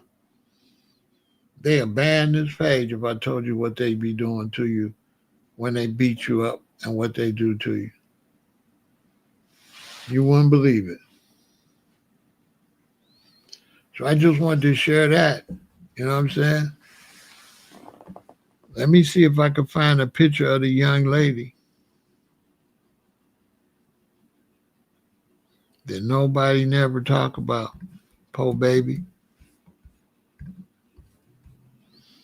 You know, I was talking about it, and I said, you know what? The guy said, you need to tell your subscribers.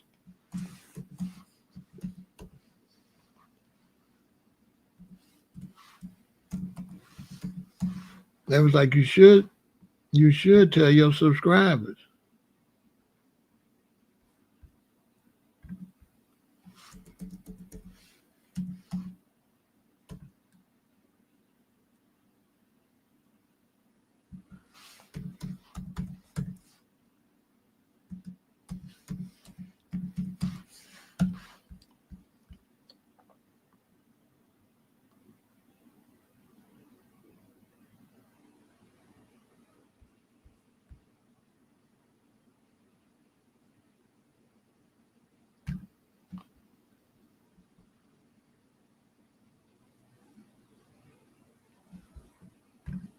Anybody say nothing about that baby.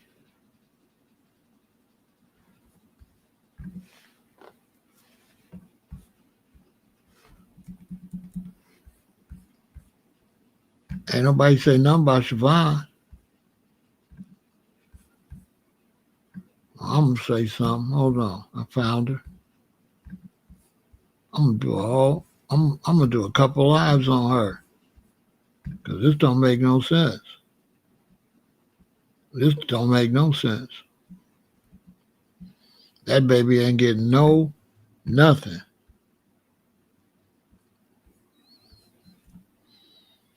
Everybody worried about the little boy. And what happened to her just got swept right under the rug. Right under the rug.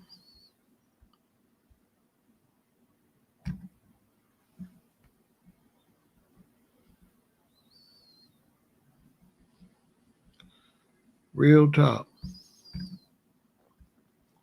Chicago media didn't say nothing. Nobody didn't say nothing.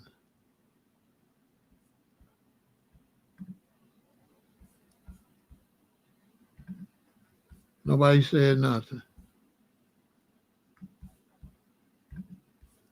It's a cold world.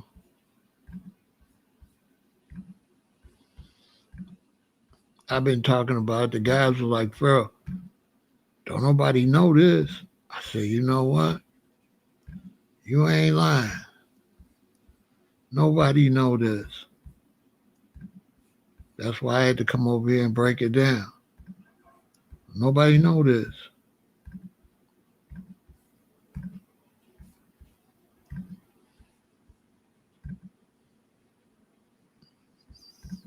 She didn't get nothing. No kind of respect of any kind. There she go.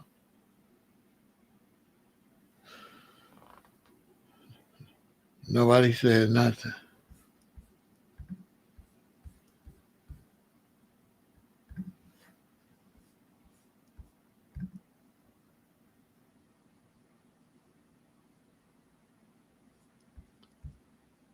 Nobody said nothing. Everybody, Tupac run his mouth about Yummy. This shouldn't happen to Yummy. That shouldn't happen to Yummy. But Yummy was the one that took the innocent life. Imagine that. Just let that sink in.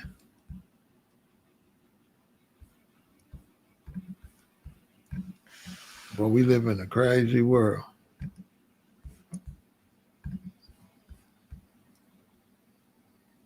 Yeah, they did.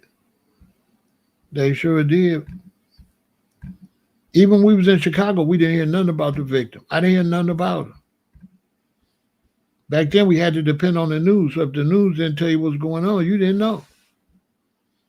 People right in Chicago don't know her name.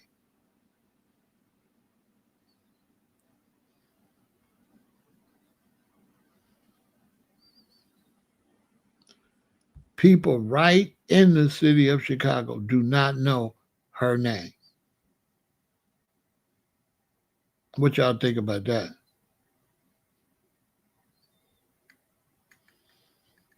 Her name is absolutely silent.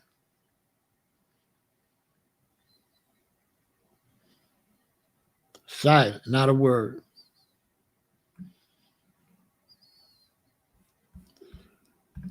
Not a word.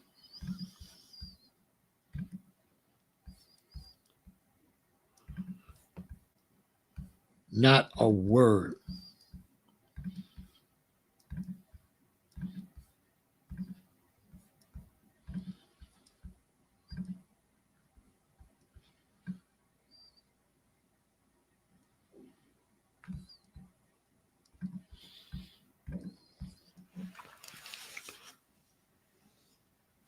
Yeah, whole life gone.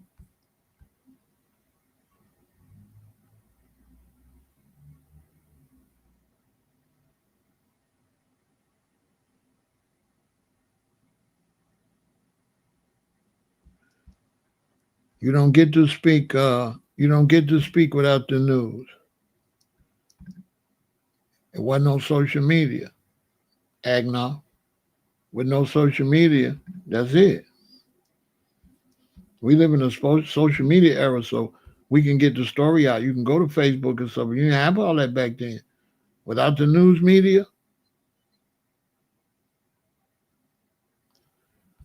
they were playing jump rope. Yeah, they were playing jump rope. And Yummy come out and shoot and hit her. And by the laws, he had to go. That was the rules. He missed the hit, and he wasn't even supposed to take the hit. From what I understand, he took the hit on his own. That he hadn't been sanctioned to do it anyway. He just took his dumb ass out there and said he didn't want to go and do it.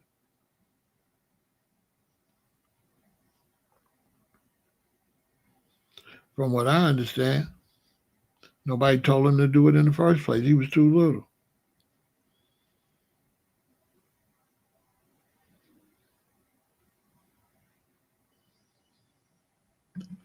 So that's why folks in there wanted to hurt Tupac, because Tupac was getting involved with something that wasn't none of his business.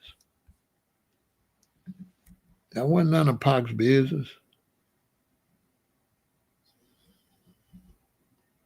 They was gonna they had to sneak Tupac out of town. They was gonna really, yeah, yeah. They was, man. Tupac, man, was in a lot of trouble over that. They had to sneak him out of town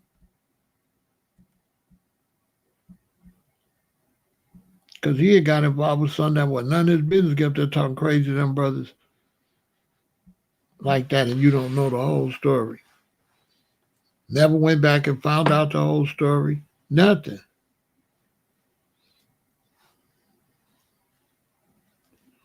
Yeah, Spice One was there. They never went and found out about the story. And I was in LA. And when I was in LA in the mid to late 80s, guess how many children got hit? Right there where Tupac was at. Right there with Spice One. Guess how many innocent people was getting hit in Oakland and all them places?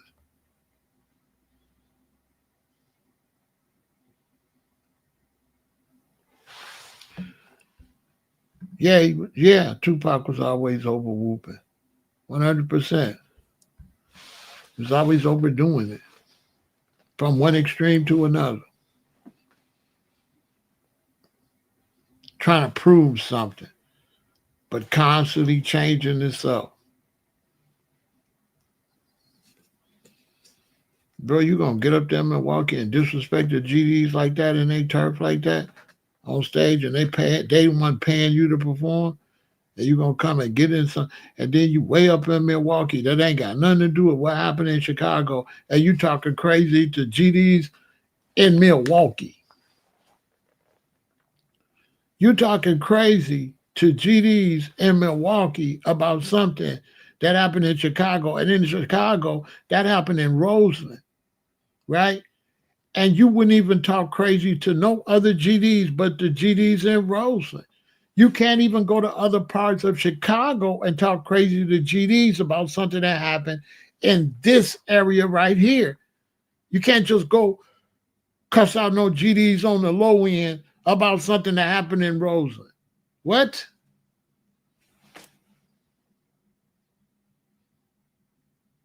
Because you don't know nothing. You don't know about govs. There's a governor for that area. And that's the only person that you can even take that up with. You can't cuss out no gov over here or over there. You can't, what? You can't just cuss out any GDs. You have to deal with the ones that was in that area. And he would, if all he had to do was go talk to him, they would have told him what happened. They would have told him Yummy was out of pocket. And Yummy went and did something to somebody innocent. And Yummy brought the law down on all of us. We all go to prison because of Yummy. You know how many people probably got arrested? How many brothers went to prison because of Yummy, the dummy? They come, they sweep, they kick doors down. Innocent brothers just hustling, go to prison because Yummy went out there and tried to take a hit and hit the wrong person. You know how many lives Yummy destroyed? Some little hard-head boy. That's why he had to go. You're bringing the heat down on everybody. You got to go. And let me tell you something. They did not put that hit on him without him already being a problem. Trust me when I'm telling you. They was like, little Yummy again? We sick of him. He would been a problem around there. That wasn't his first rodeo. I remember the first time Yummy was messing up the neighborhood. Come on. That's why they say he got to go. His mama can't control him. Nobody can control this little boy. He just think he can do what he want to do. Because if he called himself a GD, he knew the rules. He know the rules.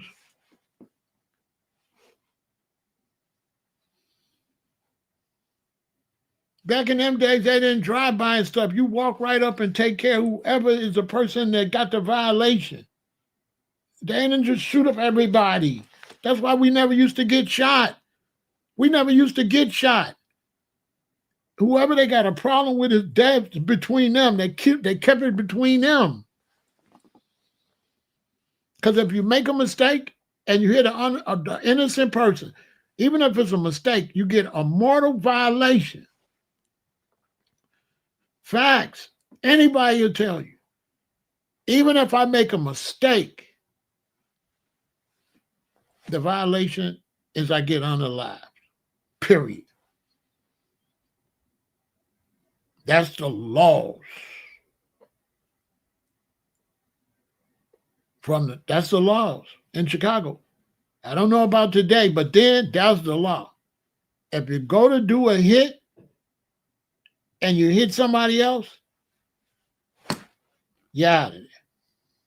You better hit who you're supposed to hit. Period. Ain't no, back then they was very strict about keeping the streets in order because they learned from the other OGs that ran the numbers and stuff. They kept the neighborhood quiet.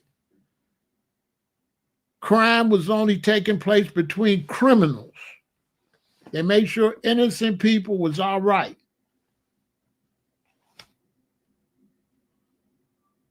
And if you go back and you look from that and just look how bad it's been since 94. They went and locked up all the gubs, locked up all the people that keep the law, and the shorties just went out there like the Wild Wild West. They locked up the leadership. They locked up the ones that made them do the rules. And then lock you up with the leaders, and now the leaders making you do the rule, but you're in the county jail, you're in Stateville, you're in Pontiac, and you're still going by the rules, but now inside the institution.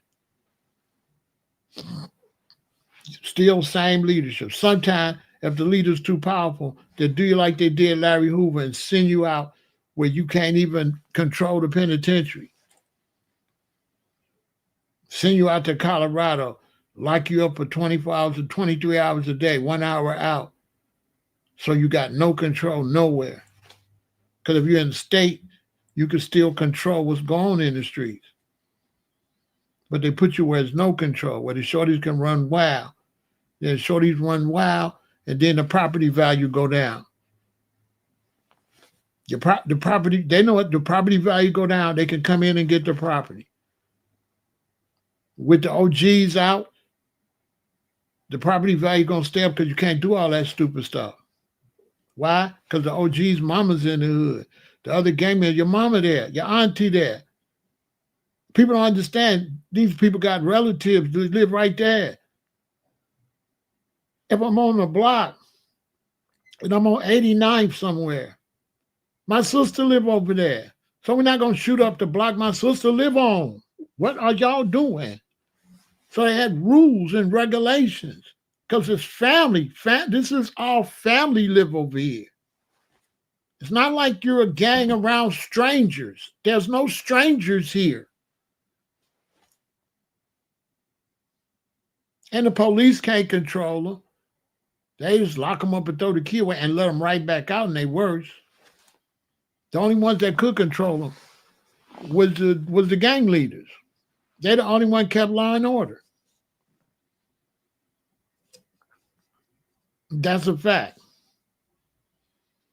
When the gang leaders was out, boy, wasn't none of that. Wasn't none of that. Wasn't none of all that wild stuff. When I was growing up, wasn't none of that. Well, you better not go up to the park messing with them innocent children up there. The only thing they could do, if you was like 6th or 7th grade, they might could punch you in the chest or something, but they couldn't hurt you. They never hurt us when we was growing up. Gangs never hurt us when we was growing up. Never. They might surround us and say, represent. And you got to figure out what gang they are. But they don't hurt you. They don't knock your teeth out, stomp you. They wasn't doing all that. They punch you a little bit. They don't even try to hurt you. They just punch you up and let you go about your business. They never tried to hurt us in the 70s, in the 80s.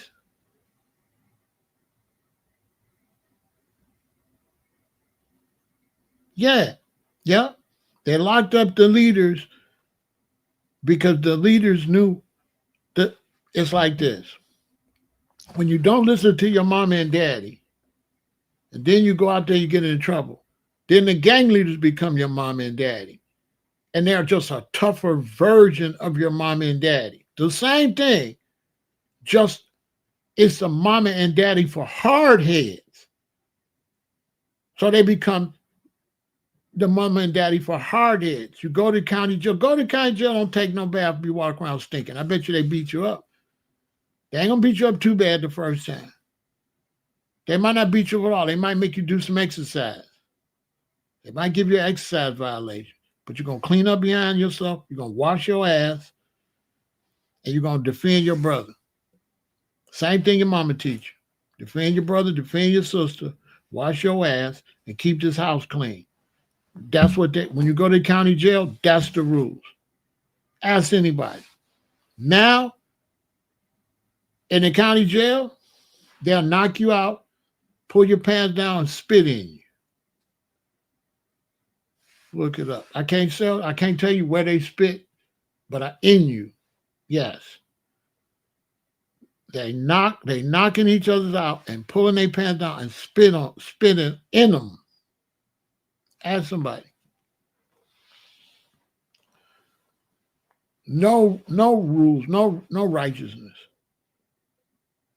No leadership, none. Ask somebody.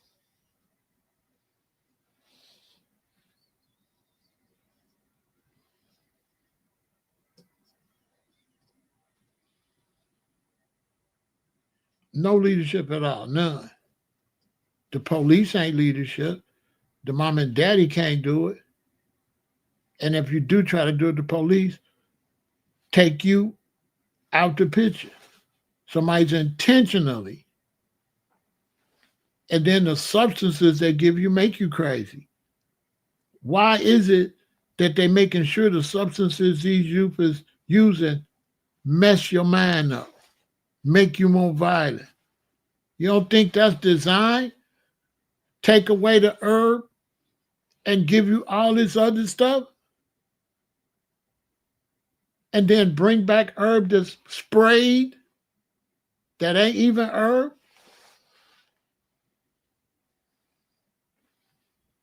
Violate you so you can't even get a dispensary. Then they come and get the dispensaries. You're just a customer. Raise the price where you can't even afford to buy it. Have dispensaries over here and have smoke shops where you live, where when you take the herb and put it in water, all the purple rinse off. Where they done sprayed some purple coloring on it. But where they at, it's the real stuff. And where you at, it's sprayed. I know a sister about 3 months ago. She called me, she was sick. She said, I believe it's this stuff. I said, what'd you say? I'm going to the smoke shops. I said, you know better. You know, what are you doing? Ain't no telling what you've been smoking.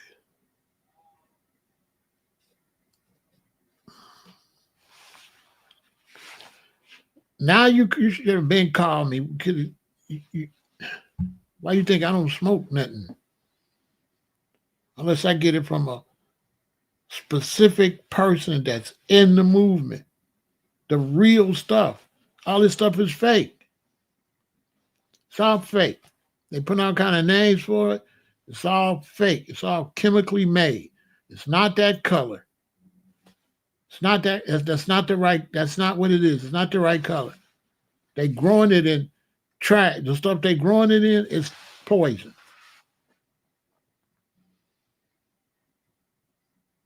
They don't know. Growers don't know shit. So that fertilizer they using, they don't know. They don't know what that stuff is.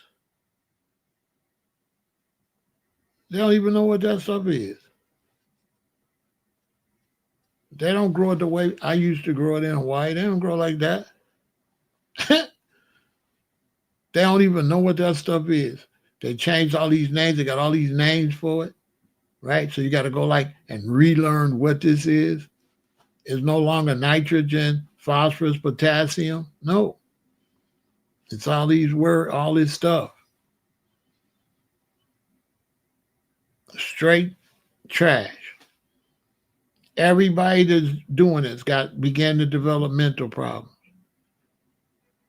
Anybody that's smoking this stuff they got now, by the time they get 50, they're going to have mental problems. They're going to start having mental problems. It might not bother them too much, 30, 40. When they get in their 50s, they're going to start having mental problems. Because it's Frankenstein weed, basically.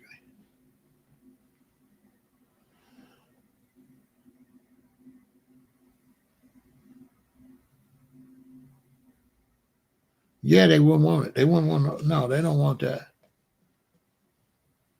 They don't want that. They don't want that. But they want perks and Zans and shit anyway. They want pills and they be lying, talk about what they be smoking. They don't be smoking. They just be doing that for the internet. How they able to get away with it? Shit. Ain't no regulation. Who gonna regulate it?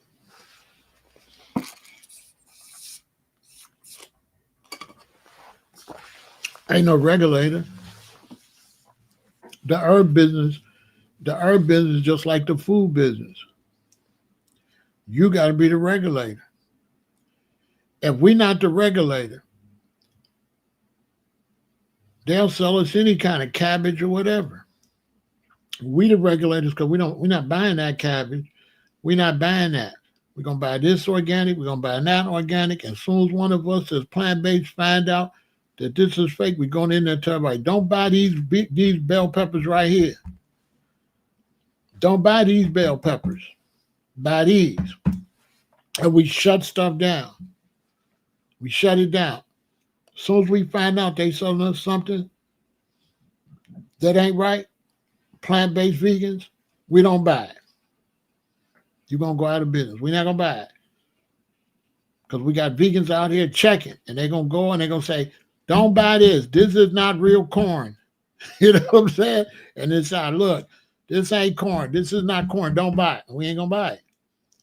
They're spraying stuff on your thing. Read and ask them when the spray in the store, is there this chemical that's at the top of the knob of the sprayer down on the end?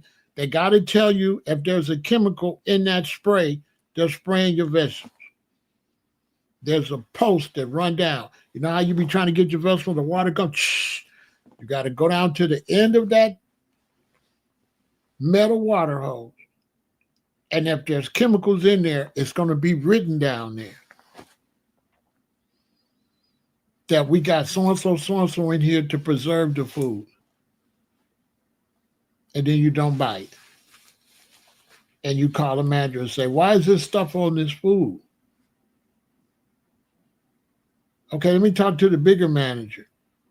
And then you write corporate and stuff. You go back 2 or 3 weeks, you go make a video, make a TikTok video, make a YouTube video. Whole Foods got this in there. 2 weeks later, it's gone. Because ain't nobody going to buy it. It's over with. Ain't nobody going to buy it. They're going to go out of business. Everybody going to be like, go to the farmer's market. Boom, we're going to do it. Your power's in your dollar and sticking together and having a movement. Oh, it's wax on this apple. We don't want it. Oh, take a knife and scrape it. Oh, what do you see is wax? Okay, give me the dull apples. I don't want this shiny apple. Next thing you know, they got the dull apples over here. They got the shiny apples over there. They're like, that's the sucker apples. This the Pharaoh apples. Pharaoh, we got your apples. And we got the apples for the suckers. The suckers go over there and get the shiny apple. That's wax. All type of stuff on there. You read the number. It got to be a 9. If it ain't a 9, it ain't organic. You read the little number. If you read the number and it say 9, it's organic, and you get suspicious and you get it tested and you save that sticker and you take a video of that and you find out it's not organic, you're rich. $1 million lawsuit. I'm suing. You sell me this apple, it say a 9 right here, it say organic. I think I'm going to have health problems. I think I'm going to need $1 million. I'm going to need $1 million. How much you got to give me for me to end up with $1 million? 1.3? Okay, give me 1.3. Taxes keep the 0.3. I keep the 1. Soup.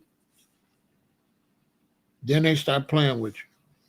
They're going to settle because they want to shut you up.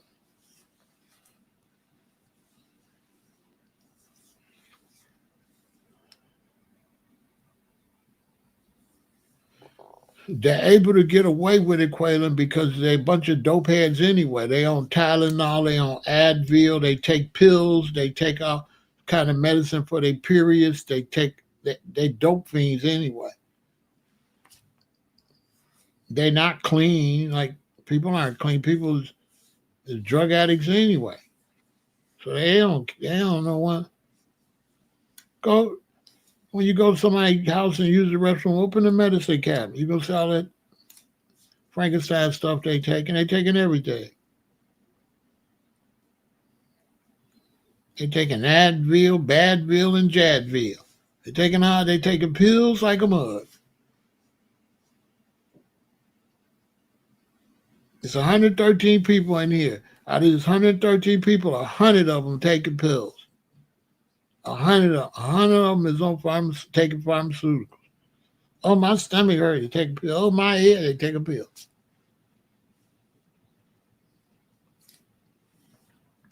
They taking pills. Somebody told them, you take this pill. It'll work. They believe it.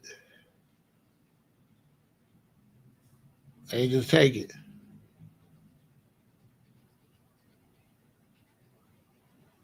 It's the type of situation where if the people go to sleep, it's the same old saying. Find a fool, bump his head. If the general public is fools, that's what you get in Cracker Jacks. It's not the system, it's the people. The people don't care. Nobody's going to care about you if you don't care about yourself. They're going to just run over you. Rightfully so. You can't be mad at the system. It's your responsibility to take care of yourself. It ain't their responsibility to take care of you. It's your responsibility to make sure they take care of you. That is your responsibility. It's your responsibility to make sure somebody give you what they're supposed to give you. It's not their responsibility to make sure they take care of you.